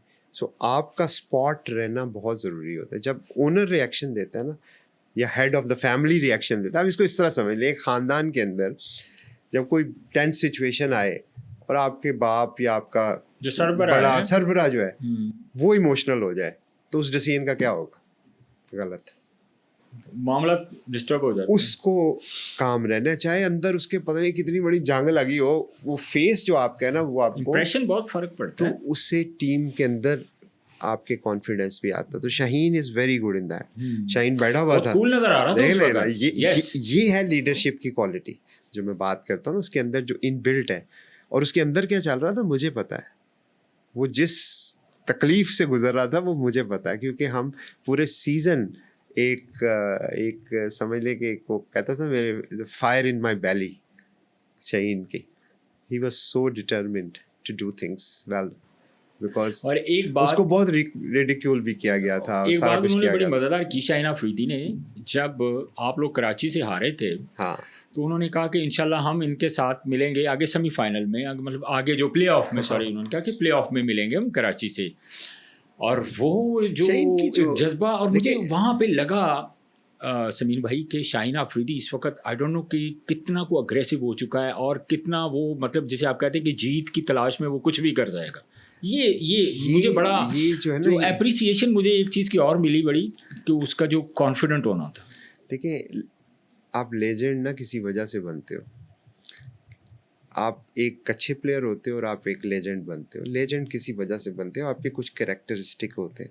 शाहीन का एक नेवर डाई स्पिरिट जो है ना, अप्रोच है, बहुत कम लोगों में है। He is a fighter. जो मुझे शाहीन की सबसे अच्छी बात पसंद है ना, जो I love that thing about him, अगर आप मेरे से, वैसे तो बहुत अच्छी बात है, एक अगर मेरे से पूछो ना, वो है नेवर गिव अप। वो अपनी जान लगा देगा और he will fight against the odd, हार नहीं मानता। ये जो जब किसी इंसान में होता है ना, वो बंदा हमेशा तरक्की। हमारी हिस्ट्री में भी देख लें, हमारे जो लेजेंड कैप्टन गुजरे हैं, उनकी भी एटीट्यूड यही था, नेवर डाई। वो आखिरी बॉल तक लड़ने का जो स्पिरिट था ना, वही हमें जिताता था। ऑस्ट्रेलेशिया कप देख लें, जावेद मियादाद का छिक्का देख लें, बहुत सारे ऐसे बहुत सारे हुए हैं। शाहीन के नेहरू अंदर कप वो देख चीज़ लें है, आप। शाहीन के अंदर वो चीज़ है, और वो इंस्पायर करती है बाकी टीम को। जब वो अपने लीडर को देखते हैं ना कि वो खड़ा है, वो कायम है, वो 58 रन रह गए ने, 3 ओवर, वो कह रहा है जीतेंगे। कहना नहीं होता, आपकी बॉडी लैंग्वेज बता रही होता है, यकीन हाँ, होता कि है। ये 4 boundaries, we just need 4 boundaries. अब आप देखो ना कितना आसान कर दी इक्वेशन, छोड़ो स्कोर कार्ड, 4 बाउंड्रीज। तो बंदा कहता है 4 बाउंड्री मारने को मसला है। तो आप ना 18 बॉल है, टारगेट्स को ब्रेक डाउन कर लेते हो। फिर सिकंदर गया, बैंग बैंग बैंग, होप, अच्छा उधर से कुशल। अब मेरे साथ हारिस बैठा हुआ था, तो शाहीन, नॉर्मली हमारी सिटिंग पैटर्न नहीं होता था कि इधर शाहीन बैठा होता था, इधर हारिस बैठा होता था, तो हम आपस में ही जो अपनी इमोशनैलिटीज़ थी वो आपस में शेयर कर लेते थे, बाकियों को नज़र ना आए। तो शाहीन नीचे चला गया क्योंकि वो बारी भी शायद उसकी आने वाली थी, तो हारिस मेरे साथ बैठा, तो मैं और हारिस आपस में लगे हुए थे। तो मैं हारिस कहता ये हिलना नहीं है, तो बैठ जाए इधर इधर बैठ। एंड में जब उसने मुझे याद है, उसने जब लास्ट ओवर रह गया ना, तो हारिस ने कहा मैं नीचे जा रहा हूँ। मैं कहा तू चला जा, मैं नहीं जाऊँगा। तो हम इस तरह एक दूसरे को कंफर्ट भी देते, एक दूसरे से बात भी करते। तो वो दिमाग में ये चल रहा था कि सिकंदर का आना रहेगा नहीं जाएगा, और वो अल्लाह ने वैसी चीज़ें कर दी। मैं समझता हूँ कि मेरी ज़िंदगी का ये सबसे टेंस मैच था, समझ। शक्ल से आप बिल्कुल नॉर्मल लग रहे थे, तो वो अंदर से चल जो थे अंदर। अच्छा पता है क्यों शक्ल से नॉर्मल लग था? मुझे लालच नहीं था जीत का। अगर हम हार जाते खुदा न खास्ता, तो यकीन माने मुझे दुख नहीं होना था। मुझे सिकंदर ने बल्कि किसी इंटरव्यू में भी ये बात की, जब सिकंदर ने मुझे कहा ना कि समीन भाई आर यू श्योर मैं आ जाऊँ, रेड बॉल से टेस्ट मैच खेल रहा है यार, 24 घंटे ट्रैवल करा के 10 मिनट पहले ग्राउंड में आ रहा है, ये पागल बंदी है। तो उसने मुझसे पूछा, उसने कहा समीन भाई आर यू श्योर? मैं कहा देख मैं एक बात बताता हूँ तुझे, कल फाइनल में क्या होगा मुझे नहीं पता, हम जीत भी सकते हैं, हम हार भी सकते हैं, अल्लाह ने इज्जत लिखी है तो मिलेगी।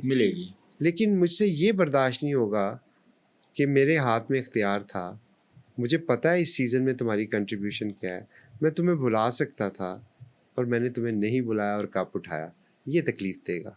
कप उठाऊंगा तो तेरे साथ उठाऊंगा, और अगर खुदा न खास्ता हार भी गए तो हम मिलके कम बांट लेंगे यार। शाहीन अफरीदी की स्टेटमेंट तो अभी मेरी नज़रों से गुजरी, मैं लाहौर कलंदर की जान हूँ, लाहौर कलंदर मेरी जान। ये फैक्ट है, वो जान है हमारी, इसमें तो कोई दो राय नहीं है। अच्छा, और मेरी खुशी की बात यह है कि हम भी उसकी जान, यही तो इंटरेस्टिंग है, ये बड़ी बात है। समीर भाई, अब come to the next decades, अब आगे आपने 10 साल का मुआहदा कर लिया है, तो 10 साल का मुआहदा ज़ाहिर है आपको कुछ एक्स्ट्रा जो चार्जेस ज़ाहिर है वो एक लॉ है उसके मुताबिक आपने वो पे कर दिए। 5 टीमों ने उसको एक्सटेंड कर लिया अपने कॉन्ट्रैक्ट को, तो अब 10 साल का प्लान क्या है आप लोगों का? किस प्लानिंग के साथ, किस चीज़ के साथ, जब आप इस चीज़ के ऊपर साइन कर रहे थे दिमाग में क्या चल रहा था? उसी 10 साल के जो आपका कैरियर है उसको आगे लेके चलना है, उसको बेहतर करना। चल रहा था ये चलेगा कैसे फिर फीस बढ़ गई कितना, मतलब 7.5% शायद फर्क पड़ा है। नहीं, काफी मेजर फर्क है। अच्छा, मैं कहीं देख रहा था तकरीबन इस नंबर्स जो है ना, नंबर सस्टेनेबिलिटी के लिए ज़रूरी है। बट जो अच्छी बात है, मैं कहता हूँ कि देखें हम बुराइयाँ करते हैं, कीड़े निकालते हैं, वो तो सारी, सबसे अच्छी बात क्या थी, number 1 team in terms of value कौन है? लाहौर कलंदर। 10 साल पहले हम नहीं थे, कराची थी 68। सर जो वैल्यू वाइज टीम है ना इस वक्त, सारी टीमें जिनकी वैल्यूएशन हुई है, वैल्यू हुई है कि कौन कितनी कीमती है, तो वो लाहौर कलंदर तो क्यों है लाहौर? पहले तो नहीं थी, 10 साल पहले तो नहीं थी। जब पहली दफ़ा बिड हुई थी तो लाहौर तो सबसे कीमती नहीं थी। तो ये 10 साल में वो कीमत हमने कमाई है, और वो काम से आई है, वो मेहनत से आई है। जो क्राइटेरिया है जिसकी वैल्यूएशन जब करते हैं तो उसमें ये फैक्टर्स देखे जाते हैं सारे। तो वो हमारा रिवॉर्ड है। हाँ, उसके चैलेंजेस बढ़ेंगे, फाइनेंशियल स्ट्रेस आएगा, सारा कुछ होगा। तो इस वक्त हमारे दिमाग में ये था कि पहली बात, ये प्राइड जो है ना, हमें इसको सेलिब्रेट करना कि we are the most successful number 1 team in Pakistan Super League. ये छोटी बात नहीं है, ये बहुत बड़ी बात है। आप लोगों ने क्लेम साबित तो किया है। सारे करते हैं सर। आप लोगों ने साबित किया है। सर क्लेम तो बहुत सारे कर लेते हैं ना, ये तो एक थर्ड पार्टी ने ऑडिट करके बताया है। ये मेरा क्लेम नहीं है। आप जिससे भी बात करेंगे वो तो यही क्लेम करेगा कि मैं सबसे मकबूल, मैं सबसे पॉपुलर, मेरी टीम नंबर 1। मैं नहीं कह रहा, certified third party hired by Pakistan cricket board. तो ये स्टैंप है कि ये बहस अब ख़त्म हो गई कि सबसे बड़ी टीम, सबसे कीमती टीम पाकिस्तान सुपर लीग में लाहौर कलंदर है। तो ये मुझे बहुत खुशी है इस बात की। ब्रांड आप लोगों ने बनाया। अब 10 साल का जो आगे प्लान है, बंदा सोचता है ना मैंने ये करना है, मैंने वो करना है। अल्लाह ज़िंदगी दे, से तंदुरुस्ती दे, अल्लाह ताला इसी तरह मामला चलाता रहे। तो अब 10 साल का जो प्लान है, ज़ाहिर है इस दफ़ा आपके लिए तो ये भी चैलेंजिंग है ना कि पहले 6 टीमें खेल रही थी, इस दफ़ा 8 टीमें भी खेलेंगी। तो आप लोग लाहौर कलंदर को आने वाले 10 साल में आपने कुछ माइंड में प्लान किया हुआ कि यार ये चीज़ें हमने करनी है? मैं वही आपको जो मिसाल दी है ना वैल्यूएशन की, ये सक्सेस है। इसी सक्सेस को आगे लेके चलना है। इसने हमें इनकरेजमेंट दी कि हमने जो काम किए, हमने जो लोगों पे इन्वेस्ट किया, हमने जो यूथ को एंगेज किया, हमने जो अपने फॉलोअर्स बढ़ाए, हमने जो ट्रॉफीज जीती, ये उसका रिवॉर्ड है। तो अगले 10 सालों में भी हमारी जिम्मेदारी बढ़ गई है। हमने अपने ही सेट किए हुए स्टैंडर्ड को बीट करना है। लाहौर कलंदर अगर नंबर 1 है तो स्टैंडर्ड ट्रेंड सेटर तो वही हुई ना। अब हमने अपने लिए एक चैलेंज क्रिएट करना है कि अपने ही सेट किए हुए स्टैंडर्ड से बेहतर है, वो जिम्मेदारी का काम बेहतर करना है। तो वो हमारा चैलेंज है, और वो उसके लिए अल्हम्दुलिल्लाह हम we are ready, we are excited, और हम मोटिवेटेड है। क्योंकि अगर तो ये 10 सालों के काम के बाद मैं नीचे होता ना तो मुझे दुख होता कि यार मैंने इतना काम किया, तो मैं आज अल्हम्दुलिल्लाह टॉप पे है लाहौर कलंदर। इसमें कोई शक नहीं है कि आज आपकी पहले ही फ़ैन फॉलोइंग बहुत ज़्यादा थी, और जब आप लोग फिर वही मैं थोड़ी सी पीछे वाली बात करूँगा जो वक्त गुजरा है कि जब आप लोग हार रहे थे तो लोगों ने तो प्रोटेस्ट तक कर लिया था, बहुत ज़्यादा मामला जो है ना वो डिस्टर्ब भी हुए थे। बट नाउ बाकी जो फ्रेंचाइजी आती हैं, देखें इस दफ़ा समीन भाई आपने एक बड़ी बेहतरीन 2 दिन पहले जो सेरेमनी हुई वाज वेरी इंटरेस्टिंग। मैंने देखा कि बाकी भी जो फ्रेंचाइजीज थी वो भी हमें एक टिकर नज़र आए, कहीं 1-2 वीडियोस हमें नज़र आई, कोई कुछ क्लेम करता रहा, कोई कुछ क्लेम करता रहा। लेकिन आप लोगों को बताने की ज़रूरत नहीं होती। आपका जो चल रहा होता है वो सोशल मीडिया पे सबसे ज़्यादा मतलब ट्रेंडिंग में उस वक्त वो नज़र आ रहा होता है। आपकी स्पीच ट्रेंडिंग में चल रही थी, शाहीन अफरीदी की जो स्पीच, सिकंदर रज़ा की स्पीच, हमें हर चीज़ एक वाज़ेह फ़र्क नज़र आ रहा था। ऐसे लाहौर कलंदर ऑनर इन चीज़ों को कैसा फील कर रहे? देखिए, होप देना ना माशरे के अंदर एक बहुत इम्पोर्टेंट जिम्मेदारी का काम है। डिस्करेज करना, क्रिटिसाइज करना, नेगेटिविटी करना सबसे आसान है। अब हमारे तो रिलीजन में है सर, मायूसी गुनाह है, मैंने तो यही सुना है। अब लेकिन अनफॉर्चुनेटली मायूसी जो है ना वो फैलाना आसान काम है।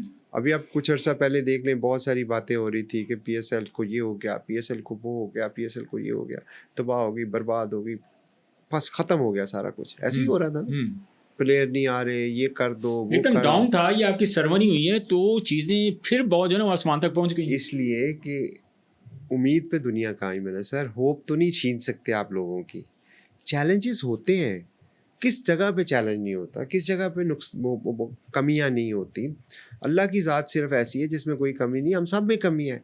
हम कोई भी काम करते हैं उसमें कमियां होती हैं। क्या पीएसएल इंप्रूव हो सकती है? 100% हो सकती है। क्या उसमें प्रॉब्लम है? बहुत प्रॉब्लम है।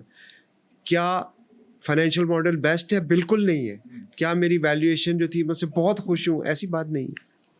लेकिन आपने उम्मीद तो देनी है ना, आपने होप तो रखनी है कि चीज़ें बेहतर होंगी।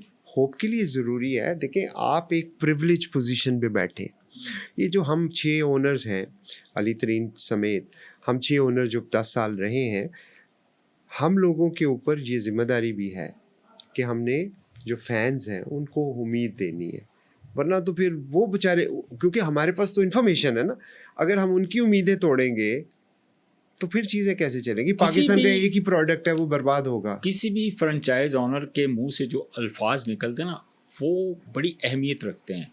इसलिए कि मैं इंटरनेशनल क्रिकेट में, हाँ। इंटरनेशनल सतह पे जब आप फ्रेंचाइज क्रिकेट है, अब हमारे पाकिस्तान का फेस समीन भाई क्या है?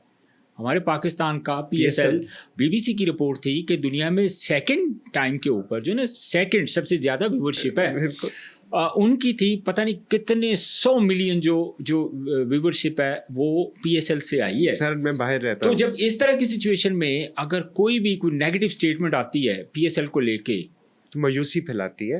मैं पाकिस्तान से बाहर रहता हूँ। पाकिस्तान से बाहर जो हमारा पाकिस्तानी डायस्पोरा है वो बड़ा सेंसिटिव है। वो बेचारे इस उम्मीद पे पाकिस्तान से बाहर हैं और उनके दिल सारों के पाकिस्तान के साथ जुड़े हुए हैं। बिल्कुल ऐसे ही है। उनको नहीं पता ग्राउंड पे क्या हो रहा है। वो उनका वाहिद ज़रिया मीडिया है। जब हम एक ऐसी बात मीडिया पे लेके आते हैं जिससे मायूसी का तासुर फैलता है तो वो डिसअपॉइंट होते हैं। क्योंकि देखें, आप लोग तो पाकिस्तान में सब, शाहनवाज आप पाकिस्तान में रह रहे हो जी, आपको पता है, आप पता नहीं वो स्टेटमेंट शायद सुनोगे भी नहीं। आप सुनोगे होगे और नहीं ऐसे नहीं है यार, ऐसे है, मुझे पता है। सोचिए जो करोड़ों पाकिस्तानी पाकिस्तान से बाहर है, उनके पास वो नॉलेज नहीं है। उनका वाहिद जरिया वो स्क्रीन सोशल है, मीडिया स्क्रीन है, वो जो भी वो देखते फोन हैं। है। वो देखते हैं, वो कहते हैं कि वो फिर बात से बात निकलती है। एक कुछ कहता है, वो अगला उसमें 4 लगाता है। वो करते करते एक वायरल स्पिनिंग इफेक्ट होता है और ओवरऑल मायूसी फैल जाती है। अब मैं बाहर जाता हूँ, लोग मुझसे बात करते हैं कि यार PSL का तो बेड़ा गर्क ही हो गया। मैं कहता हूँ यार आपको पता है कि वहाँ पे क्या हो रहा है? नहीं, वो फलां साहब ये बोल रहे थे। अब बात यह है कि जब आप किसी जिम्मेदार की पोजीशन पे बैठे होते हैं, आप क्रिटिसाइज करें, आपका हक है। मायूसी मत फैलाएं यार। मर गए, बर्बाद हो गए, तबाह हो गई। फिर हर बंदे ने ना एक कुछ बज़ वर्ड बना लिए हैं, दोस्ती यारी कल्चर, सिफारशी आ गया। यार आपको ना S का पता है ना F का पता है, आपने किसी को सिफारशी डिक्लेयर कर दी। स्टेडियम में जाओ, पर्ची पर्ची के नारे लगाए। वो हम किधर लेके जा रहे हैं अपने आप को? इस तरह तो कोई चीज़ नहीं बचेगी। आपने एक सिस्टम पे ही डाउट क्रिएट करने शुरू कर दिए हैं यार। करें, क्रिटिसाइज करें, तनकीद करें, लेकिन खुदा के लिए मायूसी ना फैलाएं।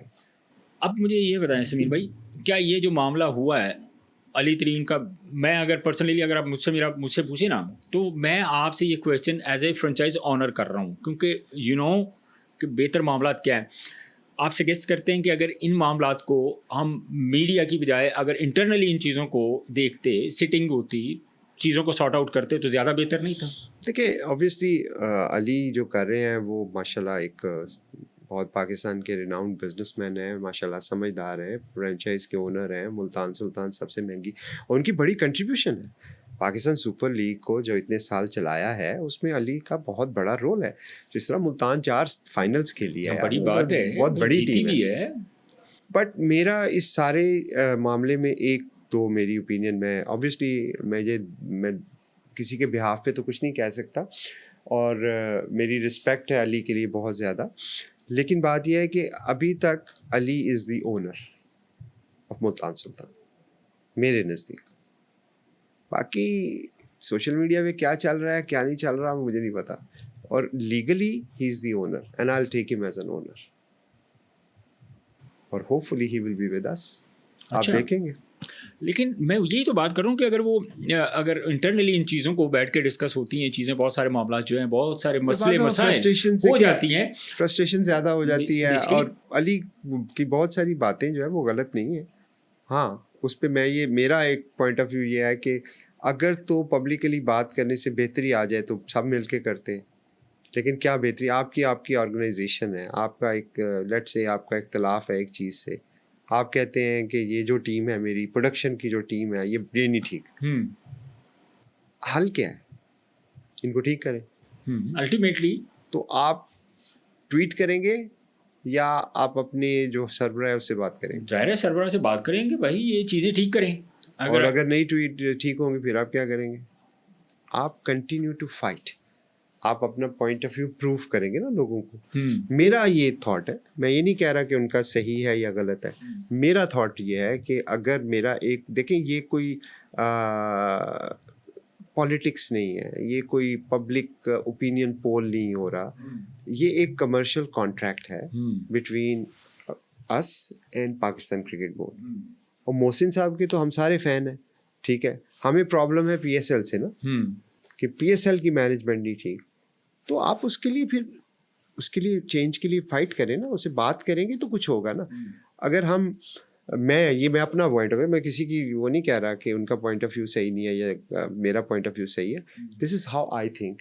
मेरा ख्याल में चीज़ें at the end of the day बैठ के बात करने से सॉल्व होती हैं। समीर भाई, दो टीमें, यही बात हो रही है, बल्कि जो PSL की मैनेजमेंट है उन्होंने तो अनाउंस भी कर दिया है कि 2 टीमें और ऐड होनी जा रही हैं एज अ फ्रेंचाइज ऑनर।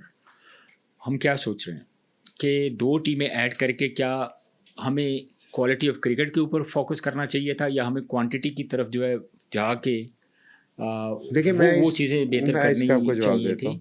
मैं इस बारे में बड़ा वोकल रहा हूँ पहले कि जी quality of players, cricket, PSL की ये वो सारा। देखिए मेरी जो पेरेंट ऑर्गेनाइजेशन है जिसके साथ मेरा कॉन्ट्रैक्ट है वो है Pakistan cricket. Pakistan cricket board का एक फ़ैसला है कि उन्होंने 2 टीम्स ऐड कर दी।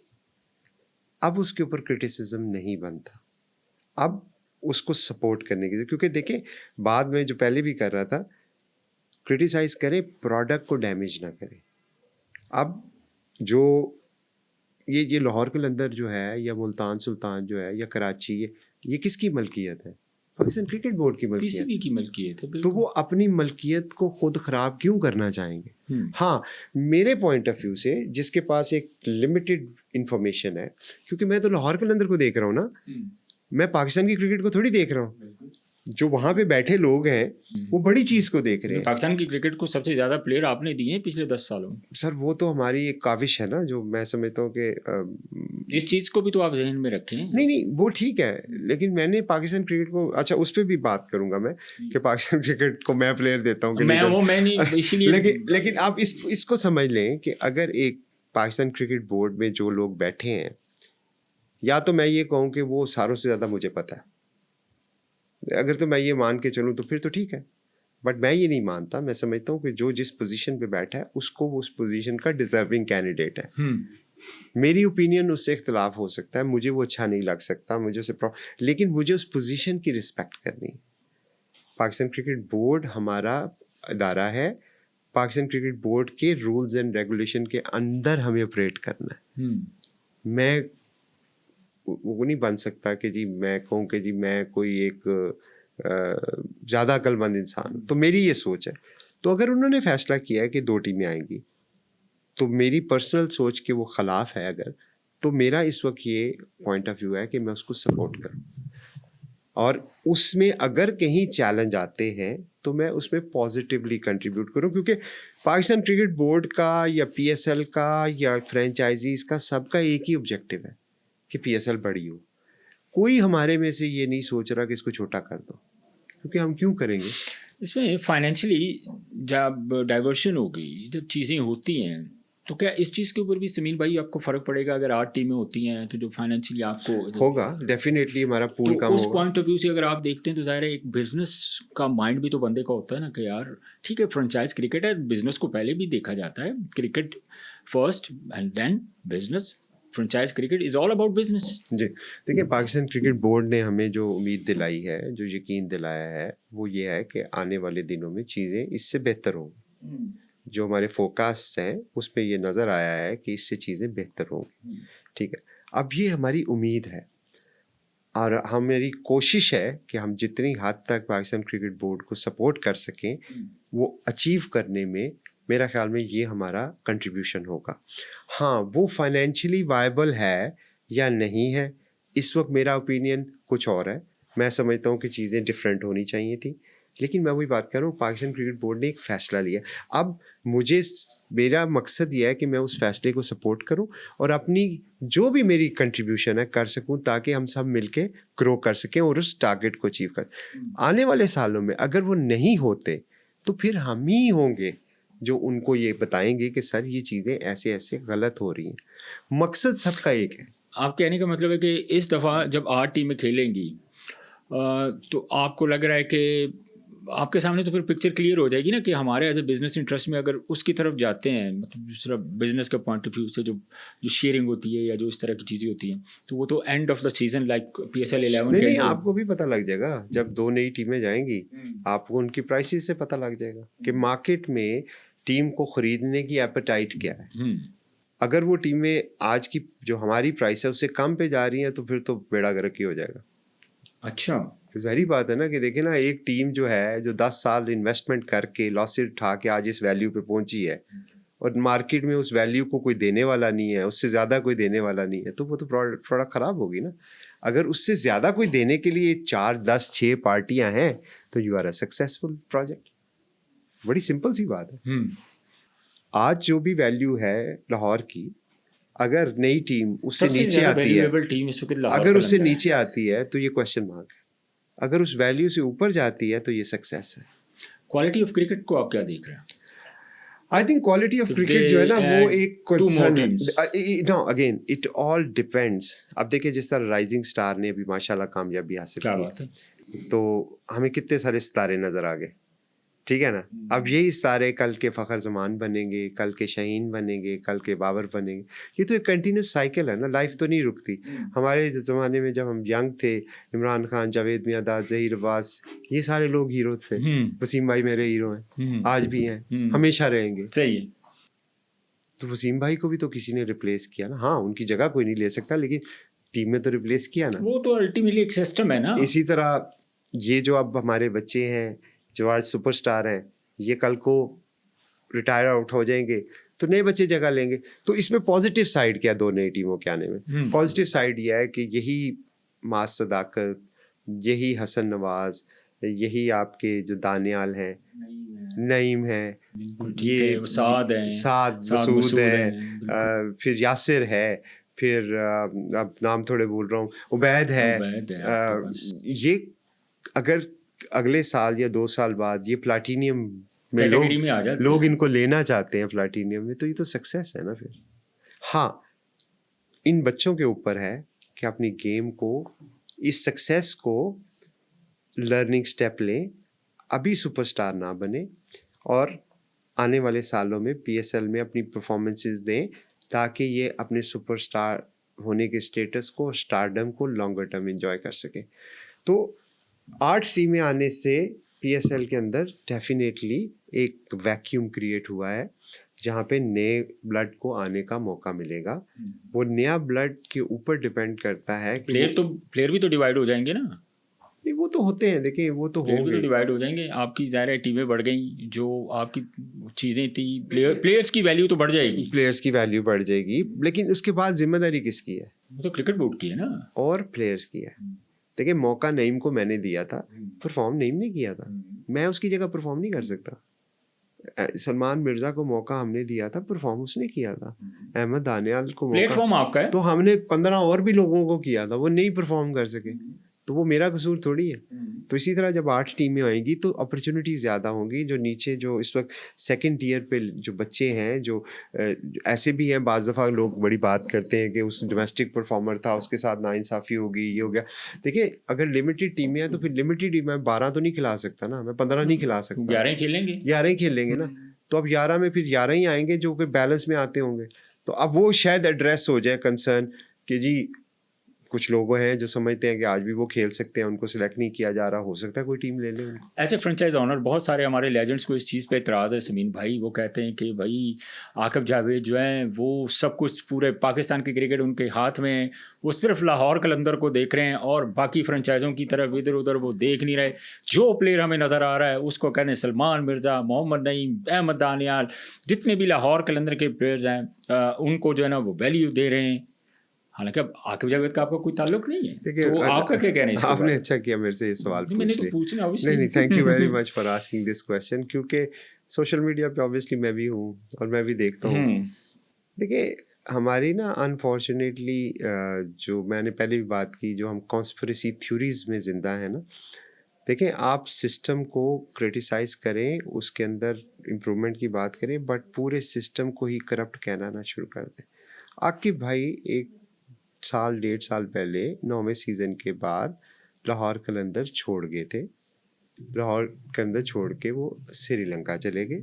उस वक्त तक हमारे साथ राब्ते में थे। वो राब्ता इस तरह ही था कि श्रीलंका में क्या हो रहा है, हेलो हाय। ऑब्वियसली कितना पुराना उनके साथ ताल्लुक है, बिल्कुल ऐसे ही है। वो ताल्लुक थोड़ी ख़त्म हो जाएगा हमारा। आपके साथ मेरा एक ताल्लुक है, कल को आप क्रिकेट बोर्ड के चेयरमैन आ जाओगे तो मेरा आपका ताल्लुक तो नहीं ख़त्म हो जाएगा। ताल्लुक तो रहेगा, लेकिन क्या आप मेरी बात मान लो कि चेयरमैन बन के क्योंकि आपका मेरा ताल्लुक है? नहीं। अगर मैं ये सोच रहा हूँ, अगर मैं ये इम्प्लाई कर रहा हूँ, तो एक तो मैं आपको डिग्रेड कर रहा हूँ, आपकी क्रेडिबिलिटी पे क्वेश्चन उठा रहा हूँ। दूसरा, मैं पाकिस्तान क्रिकेट बोर्ड की पूरी जो इंतज़ामिया है उसको चैलेंज कर रहा हूँ, इंक्लूडिंग मोहसिन भाई, क्योंकि वही लेके आए ना। उसके साथ हम जितने जो हमारे लेजेंड बैठे हुए हैं बोर्ड के अंदर, उनको भी क्रिटिसाइज कर रहा हूँ। और मैं समझ रहा हूँ मुझे सब कुछ पता है, ये सब पागल है। ऐसा नहीं होता। आकिब भाई का लाहौर कलंदर से कोई ताल्लुक नहीं है। मेरी उनसे पर्सनली, हालांकि मेरे तो मेंटोर हैं, गुरु रहे हुए हैं, आप यकीन माने इस पूरे PSL में मेरी एक दफ़ा उनसे बात नहीं हुई। एक दफ़ा। जब से वो लाहौर कलंदर छोड़ के गए हैं, मेरी हार्डली उनसे 2 या 3 मुलाकातें हुई हैं। वो भी NCA में जब मीटिंग के लिए गया हूँ तो आकिब भाई के कमरे में जाके उनसे हेलो आया कि कैसा चल रहा है। अच्छा, अब आ जाते हैं इस कॉन्स्पिरेसी की तरफ कि लाहौर कलंदर के प्लेयर को ले लिया, लाहौर कलंदर के। मैं तो अल्लाह की कसम, वो जो लोग ये बातें करते हैं ना, मैं तो उनके साथ बहुत ही हम्बल होकर इनसे रिक्वेस्ट करता हूँ कि थोड़ा सा अवेयरनेस ले लें, नॉलेज ले लें। देखिए, लाहौर कलंदर के प्लेयर को खिला लिया, उससे मुझे एक बात बताएं, लाहौर कलंदर को फ़ायदा क्या है? मैं अगर आपकी हाइपोथेसिस मान भी लूँ, जो कि गलत है एब्सोल्युटली, अगर मैं मान भी लूँ कि नहीं, मैं अभी आपको एक बड़ी प्रैक्टिकल मिसाल देता हूँ। मोहम्मद नईम है, हम बिजनेसमैन है ना, हम टीम चलाते हैं, हमने बिजनेस फाइनेंशियल इंटरेस्ट भी देख रहे हैं। मोहम्मद नईम को मैंने इमर्जिंग कैटेगरी में रखा, समवेयर अराउंड $7,000। अगर मोहम्मद नईम पाकिस्तान खेलता है ना, तो नईम को $50,000 से कम पे मैं नहीं रख सकता। ये रूल है ड्राफ्ट का कि जो लड़का पाकिस्तान खेल जाए, पाकिस्तान की शर्ट पहन जाए, जितना मर्जी वो इमर्जिंग हो, $50,000 $50,000 मिनिमम।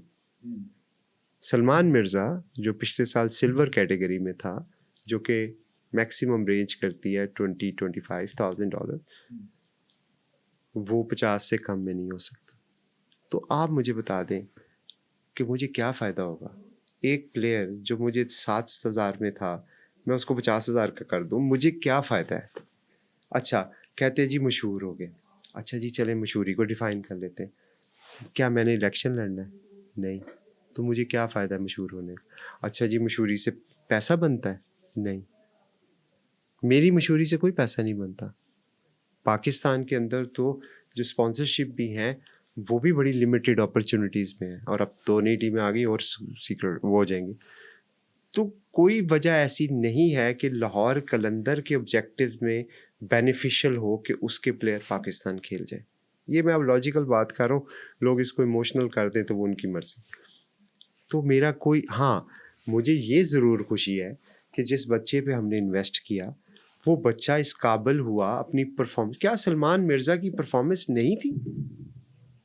लोगों ने इतना क्रिटिसाइज किया उसकी सिलेक्शन को। आकिब जावेद 31 साल की उम्र में, अब बात ये थी कि 31 साल का Salman Mirza Pakistan as a fast bowler वो डेब्यू कर रहा है।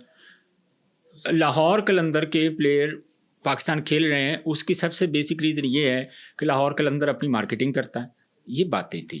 मैं यही कन्फ्यूजन, यही चीज़ें। देखिए, पहली बात तो ये मैंने आपको बता दी कि लाहौर कलंदर को फ़ायदा कोई नहीं है इस बात। हाँ, अब आ जाते हैं कि सलमान मिर्ज़ा या दानियाल या जिनके बारे में भी रिसेंटली बहुत नईम, या कि जी ये लाहौर कलंदर। क्या शहीनशाह अफरीदी लाहौर कलंदर की वजह से खेल रहा है पाकिस्तान?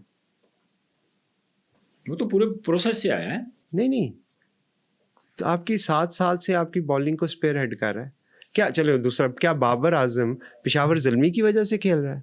नहीं, बात ही सिर्फ लाहौर कलंदर की। समीर भाई की एक्सपर्ट्स जो हैं वो करते हैं। नहीं, आप देखिए एक्सपर्ट्स अंडरस्टैंड करने की कोशिश करें मैं क्या करना चाह रहा हूँ। मैं अब आपको वो चीज़ें बता नहीं सकता, लेकिन ये एक टैग जो है वो लग रहा है कि भाई मार्केटिंग हो रही है। अगर आपने पाकिस्तान तो इसका खेलना मतलब है, अगर आपने पाकिस्तान खेलना है, Lahore Qalandar is the gateway if you want to play for we Pakistan. are proud of that. That's We are proud of that because we have done and we have delivered.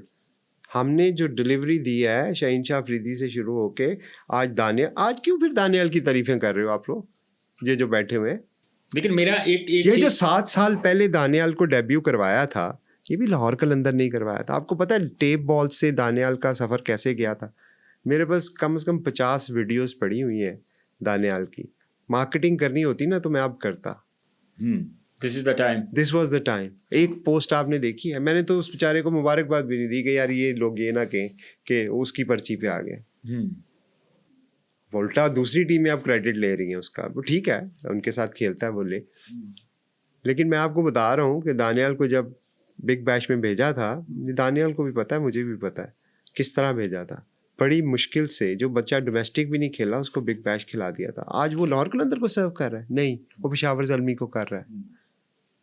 क्या आज वो लाहौर कलंदर के लिए सिर्फ खेलता है? नहीं, पाकिस्तान को उसने एशिया कप जिताया है। हाँ, ये मेरा प्राइड है, हाँ इस बात में मैं प्राउड हूँ कि मैंने उसके लिए कुछ किया और ये मैं क्लेम करूँगा, लेकिन उसका मुझे फ़ायदा नहीं होता। तो ये जो जिन लोगों के दिमागों में बात डाल रहे हैं ना कुछ लोग कि जी लाहौर कलंदर, अब बहुत सारे ऐसे हैं जिनको उनके कुछ वेस्टेड इंटरेस्ट हैं जो पूरे नहीं हो पाए। लिफ्ट नहीं करा रहे थे नहीं, अब मैं चले उसको छोड़ते हैं, लेकिन बात यह है कि बड़ी सिंपल सी बात है कि लोगों को गुमराह ना करें, मेरा सिर्फ ये रिक्वेस्ट। अच्छा, इसमें मैं बात कर रहा था उस वक्त, मैं फिर ना भूल जाऊं कि बाकी 5 फ्रेंचाइजी भी है ना लाहौर कलंदर के अलावा। अब मुझे ये बताएं कि पूरा साल जो है ना कोई एक्टिविटी चल रही होती है समीन भाई, तो ये जो बाकी फ्रेंचाइजी हैं 5 ही क्यों नहीं करती एक्टिविटी? इस वक्त अगर पाकिस्तान खेल रहे हैं, ये क्लेम कर रहे हैं लोग, बात कर रहे हैं कि यार लाहौर कलंदर के मोस्ट जो लड़के हैं वो पाकिस्तान खेल रहे हैं, तो आप मुझे ये बताएं कि फिर ये लड़के अच्छे हैं, इनके ऊपर काम किया गया है पिछले 8 सालों में, 9 सालों के ऊपर। तो अब अगर आकिब जावेद एक जगह पे बैठे हैं, तो अगर उनको ये चीज़ लगती है कि यार ये लड़के सबसे अच्छे हैं तो मैं इनको क्यों ना खिलाऊं? देखिए, लड़कों का कसूर नहीं है। पहली बात तो ये है कि जिसने सिलेक्ट किया वो जिम्मेदारी किसकी है? सिलेक्शन कमेटी की। सिलेक्शन कमेटी में आकिब भाई के अलावा भी बहुत सारे लोग हैं, और अब जो सेटअप है उसमें तो कोई चेयरमैन ऑफ सिलेक्शन कमेटी नहीं है, ठीक है, लेकिन सिलेक्शन कमेटी को किसने सिलेक्ट किया है? चेयरमैन मोहसिन नकवी साहब ने। तो एक पूरा सिस्टम है ना चेक एंड बैलेंस का। ये थोड़ी है कि सिलेक्शन कमेटी सुबह सो के उठे और अपने बच्चे को खिला दे, ऐसे तो नहीं हो रहा। कोई ना कोई कहीं ना कहीं चेक एंड बैलेंसेस हैं। जब हम इस तरह की बात करते हैं ना, तो हम बेसिकली पूरे के पूरे निज़ाम को और उसमें जितने भी अफराद हैं बाशमूल चेयरमैन, हम उनकी इंटेग्रिटी पे क्वेश्चन उठा रहे हैं। हम ये कह रहे हैं कि वो सारे के सारे जो हैं वो इस चीज़ से ब्लैकमेल हो रहे हैं लाहौर कलंदर से। तो लाहौर कलंदर जे एडा पावरफुल हुंदा तो यार मैं अपनी फीस ना कट करा लेंदा। कितने पैसे उसमें पड़े। हाँ, तो बात यह है कि करें, लोग करते हैं। देखिए, आजकल व्यूज़ का दौर है ना, आप जितनी लाउड बोलेंगे, जितनी सनसनी फैलाएंगे, शायद आपको व्यूज़ ज़्यादा मिल जाए। लेकिन इसकी जो फ्लिप साइड, जो मैंने पहले भी बात की है, मायूसी है, वो ना करें, क्योंकि स्पेशली जो एक्सपैट पाकिस्तानी कम्युनिटी है उसमें मायूसी बहुत जल्दी फैलती है। आप लोगों को वो हीरो समझते हैं, आप लोगों को वो लेजेंड समझते हैं, और आपके मुंह से निकली हुई बात को वो हरफ़े आखिर समझते हैं। बात तो थोड़ा सा इस बात पे तवज्जो करें कि जो हमारी अनफॉर्चुनेटली, अगर आप रीसेंट पास में देखें ना, तो एडिटोरियल पॉलिसीज़ जो हैं बड़ी चेंज हो गई हैं। आपने जब सहाफ़त शुरू की होगी, या जब आपने इधर, मेरे तो खैर ख़ानदान में एक हैं, तो इसलिए मुझे थोड़ा आइडिया है कि एक बड़ी स्ट्रिक्ट पॉलिसीज़ होती थी। या मैंने इंटरनेशनल कंपनीज़ में काम किया है, वहाँ पे भी जब कम्युनिकेशन की चैनल्स होते हैं वो बड़े रिव्यूज़ के बाद होते हैं।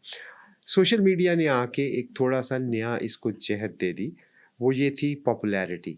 अब अगर आजकल के दौर में देखें ना, तो हो क्या रहा है, पहले एक खबर फैलाई जाती है सोशल मीडिया पे, उसको वायरल किया जाता है, वो बढ़ते और उसके लिए बहुत सारी टेक्निक्स हैं। आपको भी पता है, मुझे भी पता है, बॉट्स की बात होती है, लोगों को पे करके ट्रेंड चलाए जाते हैं, ये सबको Exactly, पता है। ऐसा है। अच्छा, अनफॉर्चुनेटली जब वो ट्रेंड सोशल मीडिया की हद तक, तो लोग अभी भी शायद उसको इतना सीरियस नहीं बिलीव लेते। नहीं करते इतना ज़्यादा। प्रॉब्लम कहाँ होती है, जब मेन स्ट्रीम मीडिया उसको पिक करे और उस नैरेटिव को बगैर तहकीक के चलाना शुरू कर दे, फिर लोगों में मायूसी ज़्यादा फैलती है। तो उसके लिए चेक एंड बैलेंस का निज़ाम बहुत ज़रूरी है, क्योंकि अदरवाइज तो देखें, मादर पितर आज़ाद होके तो फिर ये चीज़ें नहीं चल सकती। हाँ, आपको लगता है आपके पास एविडेंस है, बिल्कुल करें, शो करें, नंगा करें सबको, लेकिन आपके पास ना कोई एविडेंस है। एक बंदे ने एक इदारे में काम किया है, अब वो सारी ज़िंदगी कहीं भी चला जाएगा, वो क्या इदारे को फेवर देगा? अब देखें इसमें, अब इस इदारे की बात करें, अब मैं आकिब भाई की सिंपली बात करने लगा हूँ। देखें, आकिब भाई ने इनसे पहले भी डायरेक्टर नेशनल क्रिकेट एकेडमीज़ आए, इनसे पहले भी सिलेक्टर आए, तो क्या ये क्रिकेट बोर्ड के पहले और आखिरी तो नहीं है? अंडरस्टैंड करें ना चीज़ हाँ। को। इससे पहले भी जितने सिलेक्टर थे हमारे मोस्टली यही लड़के, हारिस रऊफ क्या हाँ। ये थे जब उस वक्त आकिब भाई तो नहीं शाहीन है। शाह अफरीदी क्या ये थे इस नहीं वक्त थे। जब खेले हुए। इससे माजी में आप देखें कितने प्लेयर थे जो लाहौर कलंदर, लेकिन ये सेटअप तो नहीं था उस वक्त। एग्जैक्टली। तो क्या जो उस वक्त पिछले जो डायरेक्टर्स थे वो भी या लाहौर सिलेक्टर्स कलंदर के थे, थे। तो मुझे ये बताएं कि या तो उनका ताल्लुक लाहौर कलंदर से था किसी ना किसी वजह से, या मुझे ये बता दें कि अगर आज आकिब जावेद पूरे पाकिस्तान में एकेडमीज बना रहा है, क्रिकेट के लिए काम कर रहा है, दिन रात वो लगे हुए हैं इस चीज़ के ऊपर। मैं समझता हूँ कि एक तो वो सिफारिश मानते नहीं है, समझ में नहीं मानते। वो तो कहते भान जाओ तुसी, मैं दोबारा फोन नहीं करना, कभी नहीं बननी तो किसी और की बननी। ठीक हो गया। तो एक चीज़ तो बड़ी क्लियर हो गई कि पूरे पाकिस्तान में एकेडमीज भी बना दी, क्रिकेट के ऊपर भी काम कर रहे हैं, एक बेहतरीन उनका एक्सपीरियंस हुआ लाहौर कलंदर के साथ, प्लेयर उन्होंने दिए, तो खिदमत किसकी हुई? पाकिस्तान क्रिकेट की हुई। लेकिन आप तो उनके इस फैसलों से इख्तलाफ कर सकते हैं। इस नैरेटिव का समीन भाई मेरी समझ में नहीं आता कि आप ये नैरेटिव क्यों बिल्ड करते हैं कि क्या आपको अच्छी ओहदे नहीं मिल रहे, आप फ्रेंचाइज क्रिकेट में फिट इन नहीं हो रहे किसी भी सूरत में, आप क्या रीज़न समझते? देखिए, अब ऑब्वियसली ये तो रीज़न तो उनको पता होगी, लेकिन बहुत सारे लोग हैं जिनको एक्चुअली वेस्टेड इंटरेस्ट होते हैं ना आपके। आप वेस्टेड इंटरेस्ट पूरे नहीं होते तो फिर आपको तकलीफ होती है। मुझे नहीं पता कि उनके क्या इंटरेस्ट है, लेकिन जो आप जितनी वन साइडेड, अब सलमान मिर्ज़ा सिलेक्ट हुए, मैंने देखा सोशल मीडिया पे बहुत सारी चीज़ें चल रही हैं, कोई कह रहा है ये खेल सकता है पाकिस्तान तो मैं भी खेल सकता हूँ। चलें, आप अगर इतने पर्सनल हो गए हैं एक इंसान के साथ, 2 दिन बाद वो मैन ऑफ द मैच ले लेता है, वो मैन ऑफ द सीरीज ले लेता है, तो फिर have a courtesy, have a courage and come on the stage and से कि आई वाज रॉन्ग। सही। फिर आप चुप कर जाते हैं, मैं फिर आप उसको आए बाएं शाएं में इधर उधर घुमाना शुरू कर देते हैं। तो फिर इससे मुझे क्या लगता है, इससे मुझे ये लगता है कि आपके पर्सनल एक क्या कहना चाहिए, आपका पर्सनल उसके साथ कोई प्रॉब्लम है, अदरवाइज आपका वो ऑब्जेक्टिवली सलमान मिर्ज़ा की आपने बात की, मैं स्टैट्स निकाल रहा था सलमान मिर्ज़ा के T20 में। मैं वो आपको सबको बता देता हूँ, हमारे जो बहुत ज़्यादा जो है ना लोग इस लेवल तक चले गए हैं कि पता नहीं क्या हो गया है। जो डिजर्विंग प्लेयर होता है, जो तगड़ा प्लेयर होता है, वो हमेशा बोलता है, अपनी परफॉर्मेंस से बोलता है। T20 के 9 मैचेस खेल चुका है सलमान मिर्ज़ा, अभी तक 14 आउट कर चुका है। ठीक है, उसकी जो इकॉनमी है वो 6.12 है। अब मुझे ये बताएं कि T20 क्रिकेट में जहां आजकल के मॉडर्न डे क्रिकेट का नाम लिया जाता है, सबीन भाई, कि मॉडर्न डे क्रिकेट की बात की जाती है कि जी 20 ओवरां दी क्रिकेट ਦੇ ਵਿੱਚ जिन्ने 15 ते 12 ते ओवर कढ़ लिया तो ਉਹਦਾ अच्छा ओवर लंघ गया। सही बात है। एवरेज मैंने कुछ आपको नहीं क्या किया। दिखाई? नहीं, आप देखिए PSL में उसने 2 क्रूशियल 4 मैचेस खेला, 2 में मैन ऑफ द मैच, तो कुछ तो नजर आ रहा है ना यार। और ये एक अगर सिलेक्टर्स, चले आकिब भाई नहीं, कोई और कोई भी सिलेक्टर अगर उसको मौका समझता है कि इसमें ये पोटेंशियल है और उसको चांस देता है, तो लड़का फ्लॉप भी हो सकता है, चल भी सकता है, तो कम से कम उसको मौका तो, खेलने का मौका तो दे दें। आपने तो पहले ही उसको रेडिक्यूल कर दिया है आपने तो। और आजकल के बच्चे, मैं आपको सही बात बताऊं, ये जो हमारे प्लेयर्स हैं, ये सोशल मीडिया देखते हैं, कोई भले कहे कि नहीं नहीं नहीं, ये फर्क तो हो डलता ही है, नहीं सकता। फर्क डलता है। आपको तो पता है यार, कि ये बहुत सारे हमारे ऐसे शहजादे भी हैं जो है ना वो नैरेटिव बाकायदा बनाते हैं सोशल मीडिया के ऊपर, और ये चीज़ें भी इस तरह वो लेके चलते हैं कि यार वाकई। हाँ, एंड यू नो समीन भाई के मैं किन के बारे में बात कर रहा नहीं नहीं, मुझे बहुत अच्छी तरह अंदाजा है, क्योंकि ऑब्वियसली मैं भी अब इस फील्ड में 10 साल तो हो गए हैं सर, मुझे भी। तो लोगों के ऑब्जेक्टिव्स होते हैं, कुछ लोग आपकी पॉपुलैरिटी से थ्रेटन्ड फील करते हैं। देखिए, इसमें भी कमर्शियल इंटरेस्ट है। जब प्लेयर कोई पॉपुलर होने लगता है ना, उसकी पॉपुलैरिटी से लोग थ्रेटेंड फील होते हैं, क्योंकि वो कमर्शियल्स उस प्लेयर की तरफ जाने शुरू हो जाते हैं। तो यहाँ पे भी एक कहीं ना कहीं इंटरेस्ट इन्वॉल्व है।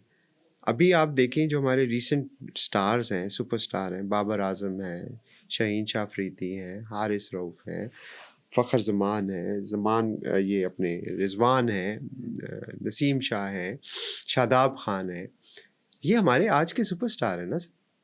हमें अगर मुझे नहीं पसंद तो मेरे कहने ना कहने से कोई फ़र्क नहीं पड़ेगा, but they are superstar and they deserve the same amount of respect like इनसे पहले या इनसे आने वाले जिनको मिलनी चाहिए।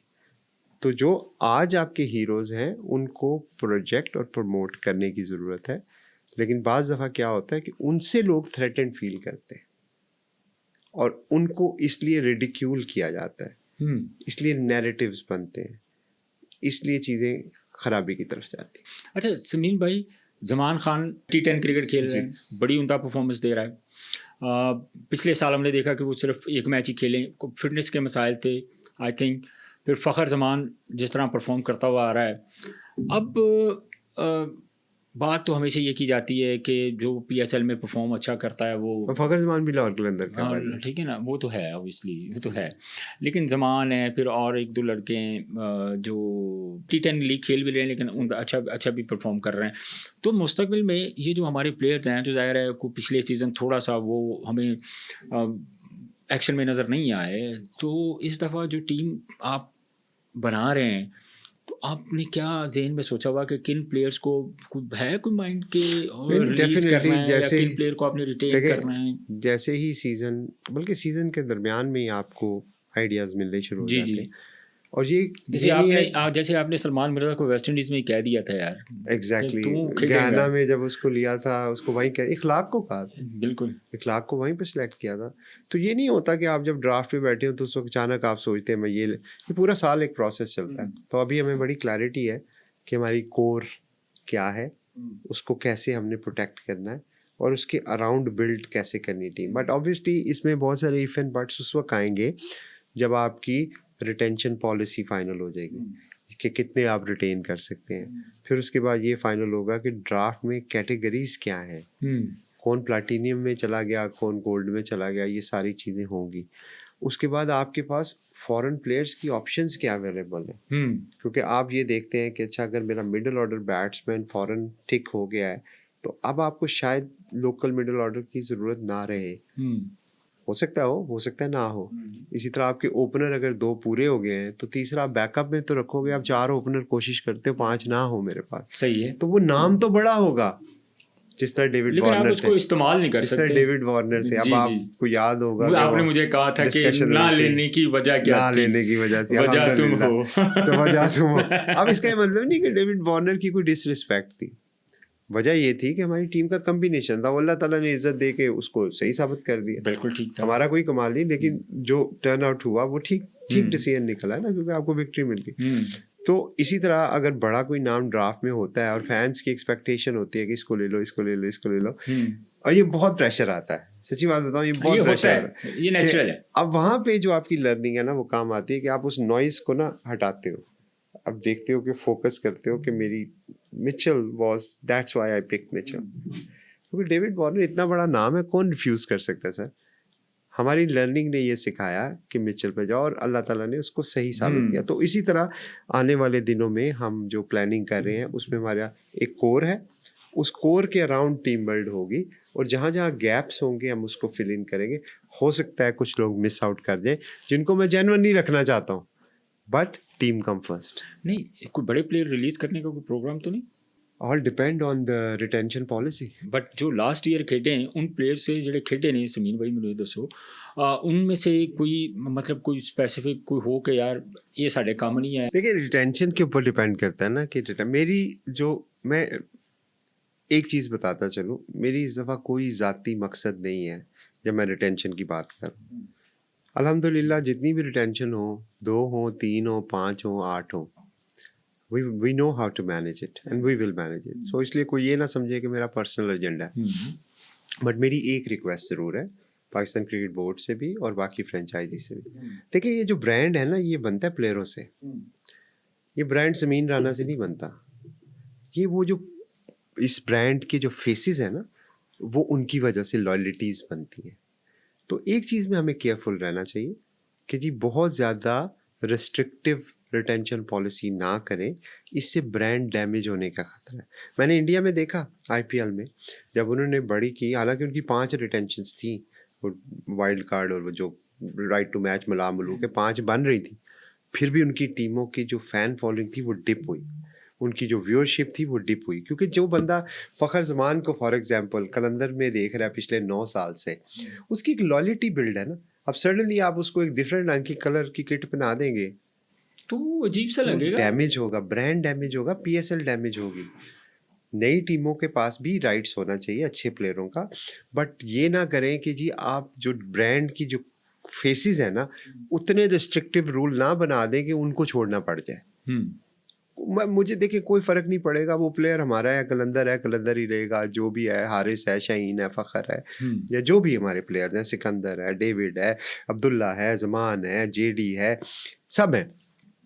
लेकिन आपने नई 2 टीमें लानी है, उनको भी क्वालिटी प्लेयर्स चाहिए, बिल्कुल करें, लेकिन इतना रिस्ट्रिक्टिव ना कर दें कि ब्रांड डैमेज होने शुरू हो जाए। मेरी बस एक ही ये रिक्वेस्ट है, आई होप कि people will listen, and even if they don't listen, we have to go by their rule because there is an authority and I have to respect that and I will respect that. मोमिन कमर, हमने देखा आपने एक emerging में रखा वो लड़का, he is very good spinner जी, और उसके साथ हमने देखा कि जो सबसे बड़ा एक लॉस था, मैं लॉस पर्सनली इसलिए कह रहा हूँ कि माजी में बहुत सारी उनकी डेविड पीर मुर्शिद की बात कर रहे हैं कि डेविड विजे जो काफ़ी ज़्यादा उनकी इनिंग्स हैं, आप कंट्रीब्यूशन है लाहौर कलंदर के लिए।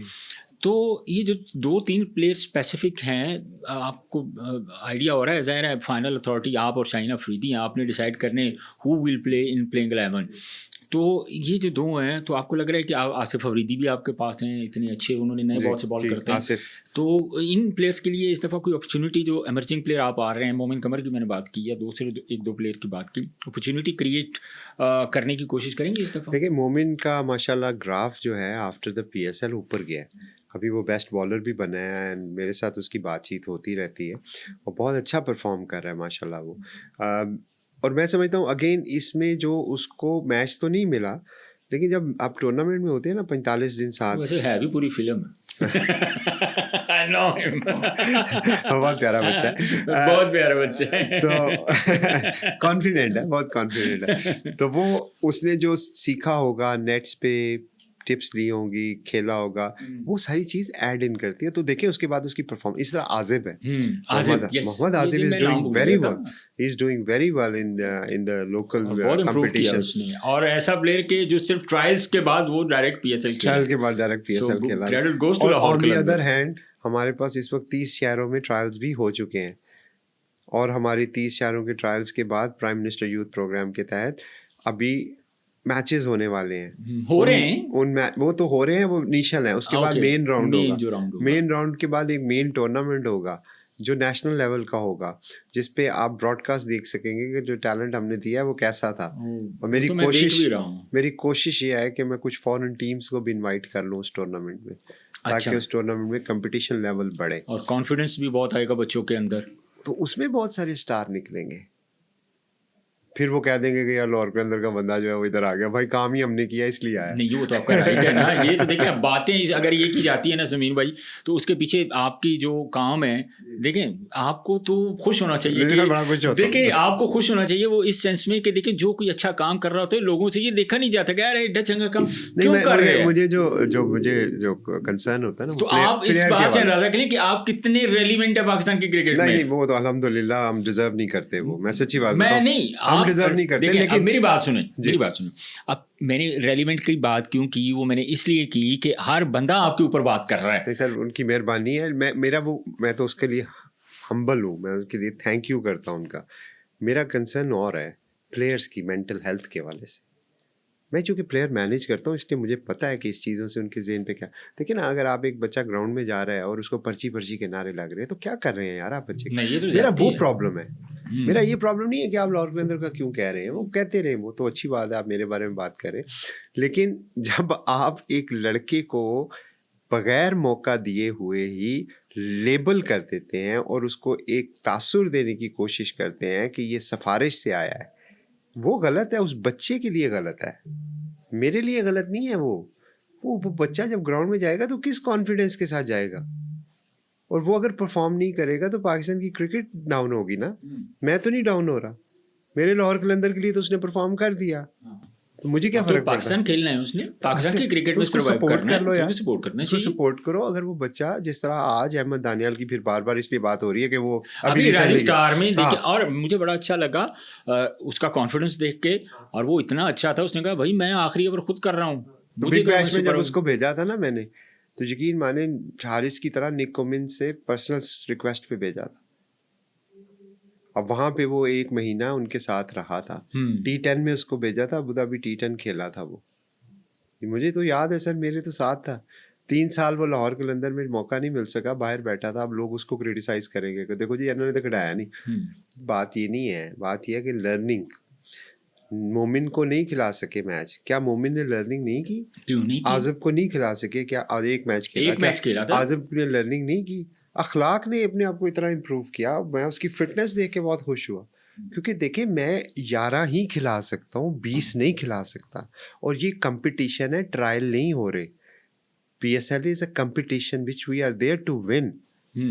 तो वहाँ ट्रायल नहीं कर रहे हैं हम। फ्रेंचाइज क्रिकेट में हर फ्रेंचाइज जीतने के लिए जाती है, उसके लिए जो बेस्ट कम्बिनेशन होता है ना, वो हम उतारने की कोशिश करते हैं। उसमें हो जाता है बाज़ दफ़ा। अब ज़मान को ड्रॉप करना was a very very difficult decision, बहुत मुश्किल डिसीजन था। ज़मान फिटनेस के को, मिसाइल भी तो थे मेरे ख्याल है शायद उसके। ज़मान का थोड़ा सा हमें लग रहा था फिटनेस के मसाइल है। ज़मान कह रहा था मैं ठीक हूँ, हमें लग रहा था कि नहीं नहीं, है। अब मैंने देखा है उसको कि जिस अंदाज से उसने अभी रेड बॉल क्रिकेट खेली है, उसने बड़ा उम्दा परफॉर्म किया है। रेड बॉल की क्रिकेट के बाद देखें, रेड बॉल क्रिकेट आप जब खेलते हैं समीन भाई, तो आप भी अच्छे से समझते हैं कि इम्प्रूवमेंट कितनी आती है, आपके अंदर स्टेमिना कितना बिल्ड होता है, आप कितना सीखते हैं। और फिर उसके बाद आप देखें वो सारी क्रिकेट खेला है। ज़मान खान वो प्लेयर है जिसने लाहौर कलंदर को 2 ट्रॉफीज तनहा जितवाई हैं एज एन इमर्जिंग प्लेयर, 7वां और 8वां सीजन। तो वो तो हमारी कोर का मेन हिस्सा है, वो तो लाहौर कलंदर का एक पिलर है। लेकिन बाज़ दफ़ा क्या होता है, आप पे बैट पैच आता है, आपकी फॉर्म डिप होती है, आपकी फिटनेस सही नहीं होती, या कोई और लड़का आपसे बेहतर उस वक्त होता है, तो आप उस पर चांस देते हैं। लेकिन ज़मान ऐसा टीम मैन है कि मैंने आज तक उससे कभी कंप्लेन नहीं सुनी। जब उसको ड्रॉप भी किया था तो he was as actively involve. वो बाउंड्री लाइन पे खड़ा पानी पिला रहा था, वो जब चोट लगी तो वहां जा रहा था।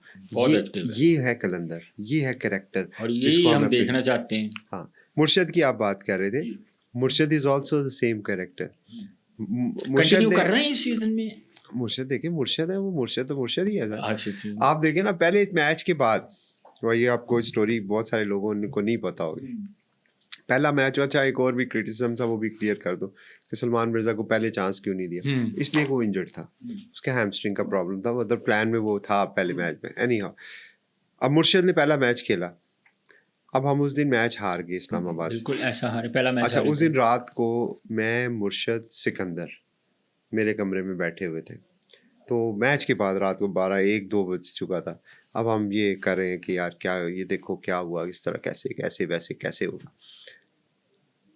तो ऑब्वियसली नज़र आ रहा था कि मुर्शद की वो फिटनेस नहीं है। अब मैं ये बात कभी भी नहीं कहना चाह रहा था मुर्शद को कि मैं, ऑब्वियसली प्लेयर के कॉन्फिडेंस को मैं डैमेज नहीं कर सकता। अब आप कलंदर का करैक्टर देखें, you know what he said to me, मुझे कहा Sameen, I don't think I should play tomorrow's game. ये है मुर्शद। उसने कहा कि समीन, मेरी जो इस वक्त मैं फिट हूँ, मेरे कोई पेन नहीं है, मुझे कोई प्रॉब्लम नहीं है, बट मैं मैच फिट नहीं हूँ। मैंने अभी जो रिहैब किया, कवरी की, उसके बाद मुझे गेम टाइम इतना नहीं मिला, सो मेरी वजह से मेरी टीम नहीं हर्ट होनी चाहिए, ड्रॉप मी। ये सिकंदर भी इस बात का गवाह है। मैं, सिकंदर और मुर्शद उस कमरे में रात को 3 बजे बैठे हुए। तो मैंने उस बंदे की देखा, मैंने कहा यार व्हाट अ लेजेंड। हम तो देखिए, सिंसियरिटी अगर आपकी टीम के साथ हो तो टीम क्यों ना जीते, क्यों ना जीते। तो ये वो हीरे हैं जो हमने बड़ी मुश्किल से इकट्ठे किए हैं। तो मुर्शद ऐसे ही नहीं नाम रख दिया उसका। अच्छा, अब उसके बाद उससे मैं कहता था, जब मैच हारे तो मैं कहा मुर्शद यार खुदा के लिए फिट हो जा। तो वो कह रहा था, मैं प्रॉमिस कर रहा था कि मुल्तान में ना आई विल बी बैक, और वो नेट्स में मेहनत कर रहा है, एंड तक बॉलिंग कर रहा है, एंड तक बैटिंग कर रहा है, मैं तो वहीं होता हूँ, देखता हूँ 100% दे रहा है। अब वो स्टेज आती जा रही है जहाँ पे हम क्रूशल तरफ जा रहे हैं, टीम का कंपोजिशन बन रहा है। अब मुर्शद उसमें जो है वो हम कोशिश कर रहे हैं कि यार किस तरह लाएं, लेकिन फिर वही बात है, टीम बड़ी है ना, इंडिविजुअल बड़ा नहीं है। मुर्शद भी रेडी है आने के लिए, लेकिन मौका नहीं लग सका, फिर वो जंग लग गई। ज़ाहिर है जब फिर परफॉर्म कर रहे होते। मैं आखिरी सवाल आपसे पूछना चाह रहा हूँ कोचेस के बारे में जी। कोई बड़ा नाम कोच इस दफ़ा हमें लाहौर कलंदर के साथ नज़र नहीं आया। हमने देखा कि वो आपने साउथ डैरन गफ को किया, कुछ फैमिली प्रॉब्लम्स की वजह से या वो बिज़ी थे, वो नहीं आ सके। उसके बाद आपने साउथ अफ्रीकन कोच जो है उनको हायर किया, लेकिन इन बिटवीन वो सारी कंट्रोवर्सी जंग की क्रिएट हुई, वो भी चले गए। और फिर वो स्टेज था जब डू और डाई वाली सिचुएशन थी, आपको जीतना ही जीतना था, और आपके पास कोई बड़ा नाम, बहुत सारी फ्रेंचाइजीज के साथ बड़े नाम थे। खेलना तो नहीं था, बड़े नाम हमें नज़र आ रहे थे, लेकिन लाहौर के अंदर हमारे जो कोचेज़ हैं, काशिफ रज़ा की मैं बात करता हूँ, अमजद की बात करता हूँ, रियाज अफरीदी की बात करता हूँ, और आप लीड कर रहे हैं, शाहीन अफरीदी लीड कर रहे हैं। आई थिंक हमारा कल्चर जो अब तो खैर ये बात काफ़ी हद तक इस्टेब्लिश भी हो गई है। 7वें सीज़न में भी अनफॉर्चुनेटली मैं ही लीड कर रहा था, आके मेरे को कोविड हो गया था। हाँ जी बिल्कुल, जो पहला सीज़न आप लोग जीते। इसका ये मतलब नहीं है कि मैं कोच हूँ, मैं let me be clear. I think जो हमारा लाहौर कलंदर में जो हमने एक चीज़ लर्न की, इम्प्लीमेंट की, 1 दफ़ा की, 2 दफ़ा की, 3 दफ़ा की, और अल्हम्दुलिल्लाह उसके रिजल्ट्स आए, वो ये थी कि हम बिलीव करते हैं कलेक्टिव विजडम पे। कलेक्टिव विजडम किसका? प्लेयर्स का। सो जो हमारा लीडरशिप ग्रुप है वो डिसाइड करता है मोस्ट ऑफ द चीज़ें। उसको मैनेज करने के लिए एक बंदा होता है जो मैं हूँ, जस्ट टू मेक श्योर कि everybody is on the same page. उसमें आपको ना क्रिकेटिंग स्किल से ज़्यादा ना पीपल मैनेजमेंट स्किल चाहिए होती है। जहाँ पे कोई बर्निंग इश्यूज हैं, जहाँ पे ईगोज क्लैश हो रही हैं, कलंदर के साथ तो खुसूसी है ना, जहाँ पे नहीं बर्निंग इश्यूज नहीं हो जाते हैं ना कि आप प्लेयर हैं, अब 4 प्लेयर बैठे हैं। अब जैसा डेविड की मैं बात कर रहा था, उसने कहा मुझे ड्रॉप कर दे। अब नेक्स्ट क्वेश्चन ये था खिलाना किसको है, कम्बिनेशन बनाना है ना।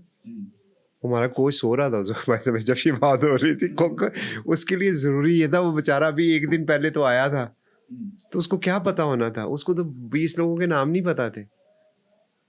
तो अब वो एक लर्निंग ये है कि बाज़ दफ़ा आपको हमारी कलंदर के अंदर ना, मेरी कोशिश ये है कि हम अपने लोकल कोचेज़ जो हैं, रियाज अफरीदी, काशिफ, अमजद, ये सारा साल हमारे साथ काम कर रहे हैं। बिल्कुल, इनमें क्या प्रॉब्लम है, ये क्यों नहीं वो पोजीशन कर सकते? कोई बड़ा नाम चाहिए, जरूरी नहीं। बड़े नाम ने अंदर जाके खेलना हो तो चलो मैं मानूं भी, ये तो मैनेजमेंट का काम है ना। तो इस दफ़ा हमारी प्लानिंग यही है कि हम अपने लोकल लोगों के साथ ही चीज़ों को मैनेज करें। बहुत शुक्रिया समीर भाई, आपने बड़ी शानदार जो गपशप है, मुझे पर्सनली ये सारी चीज़ें इनके ऊपर मुझे बात करनी बहुत ज़रूरी थी। वो ये थी कि बहुत सारी जो है ना वो मिसअंडरस्टैंडिंग भी लोगों को हो रही थी, और बहुत सारी ऐसी चीज़ें हैं जो स्पेशली हमारे कुछ लोग हैं, हमारे एक्सपर्ट्स हैं, कुछ चीज़ें हैं जो एक एजेंडा बेस्ड जो है वो चीज़ें वो मार्केट में फैलाने की कोशिश करते हैं। तो उसके लिए मैंने आपको स्पेशली इसीलिए कहा था कि आप थोड़ा इन चीज़ों को अगर आप एक्सप्लेन कर देंगे ना अपनी ज़ुबान से, तो बहुत सारे लोगों को जो है ना वो दर्द का फ़ौरन आराम। नहीं, इसमें सॉरी एक चीज़ इसमें है कि ये वायरस इतना ज़्यादा फैला कि ये मेरी टीम में भी पहुंच गया। तो जब मैंने बुलाया सारों को, तो मैंने कहा कि यार ये सिकंदर वाला फ़ैसला करना था, तो मुझे वही लफ्ज़ सुनने को मिले जो आजकल सोशल मीडिया पे होते हैं कि जी ये तो ये कर रहे हैं, ये तो ये कर रहे हैं। तो मुझे लगा कि यार ये जो वायरस है ना, ये ख़तरनाक है, इसको एड्रेस करना ज़रूरी है। और ये आपने सही एक जगह के ऊपर जो ना आपने वो चीज़ को कैच किया, पकड़ लिया, क्योंकि आप बाकी चीज़ें भी हमारी आंखों के सामने ही होती हैं समीन भाई। तो वो चीज़ें जो है ना अल्टीमेटली आपके जो टीम का एनवायरनमेंट है उसको बहुत डिस्टर्ब भी करती हैं, डिस्टर्ब होते हैं। फिर प्लेयरों की सबसे बड़ा प्रॉब्लम ये होता है कि जो प्लेयर्स खेल रहे थे उनकी परफॉर्मेंस के ऊपर बड़ा असर पड़ता है। और मेरा ख्याल है कि वहाँ लाहौर के अंदर ऐसी टीम है जो हमें हर इवेंट में, चाहे वो हार रहे हों चाहे वो जीत रहे हों, जल नज़र आती है, एक ही टीम नज़र आती है। हार गए डजन मैटर, जीत गए तो मतलब जो सेलिब्रेशन है वो नेक्स्ट लेवल पे होती है। और एज ए क्रिकेट फ़ैन हर बंदे की यही ख्वाहिश होती है, आप लोग लाहौर के अंदर फाइनल खेल रहा है कोयटा के साथ, और पूरा स्टेडियम खचाखच भरा हुआ है, पाँव रखने की जगह नहीं है। ये जस्ट बिकॉज ऑफ आपकी फ़ैन फॉलोइंग थी लाहौर कलंदर की वजह से। बहुत शुक्रिया समीर भाई वंस अगेन। नाज़रीन, आपने समीर भाई की बातें सुनी। अब ज़ाहिर है सीज़न 11 शुरू होने वाला है। कुछ टाइम तो है अभी, चूँकि ज़ाहिर है एवेल्यूएशन हो रही थी टीम की और टीमों की जो तजदीद हो रही थी, वो कोई 5 टीमों का जो प्रोसेस था वो कंप्लीट हो चुका है। अब 2 टीमें और नहीं ऐड होने जा रही हैं। इसके साथ जो PSL 11 का जो सीज़न होगा वो 8 टीमें खेलेंगी। लेट्स सी कि जो बाकी 2 टीमें होती हैं, क्योंकि 5 या 6 ऐसे शहरों के नाम हमें सुनने को मिल रहे हैं जो PSL मैनेजमेंट ने भी जो है मेरा ख्याल है कि फाइनल कर लिए होंगे कि कौन सी 2 टीमें जो हैं वो PSL 11 में हमें एक्शन में नज़र आएंगी। आज के पॉडकास्ट से मुझे इजाज़त दीजिए। अपना बहुत सारा ख्याल रखिए। अल्लाह हाफिज़।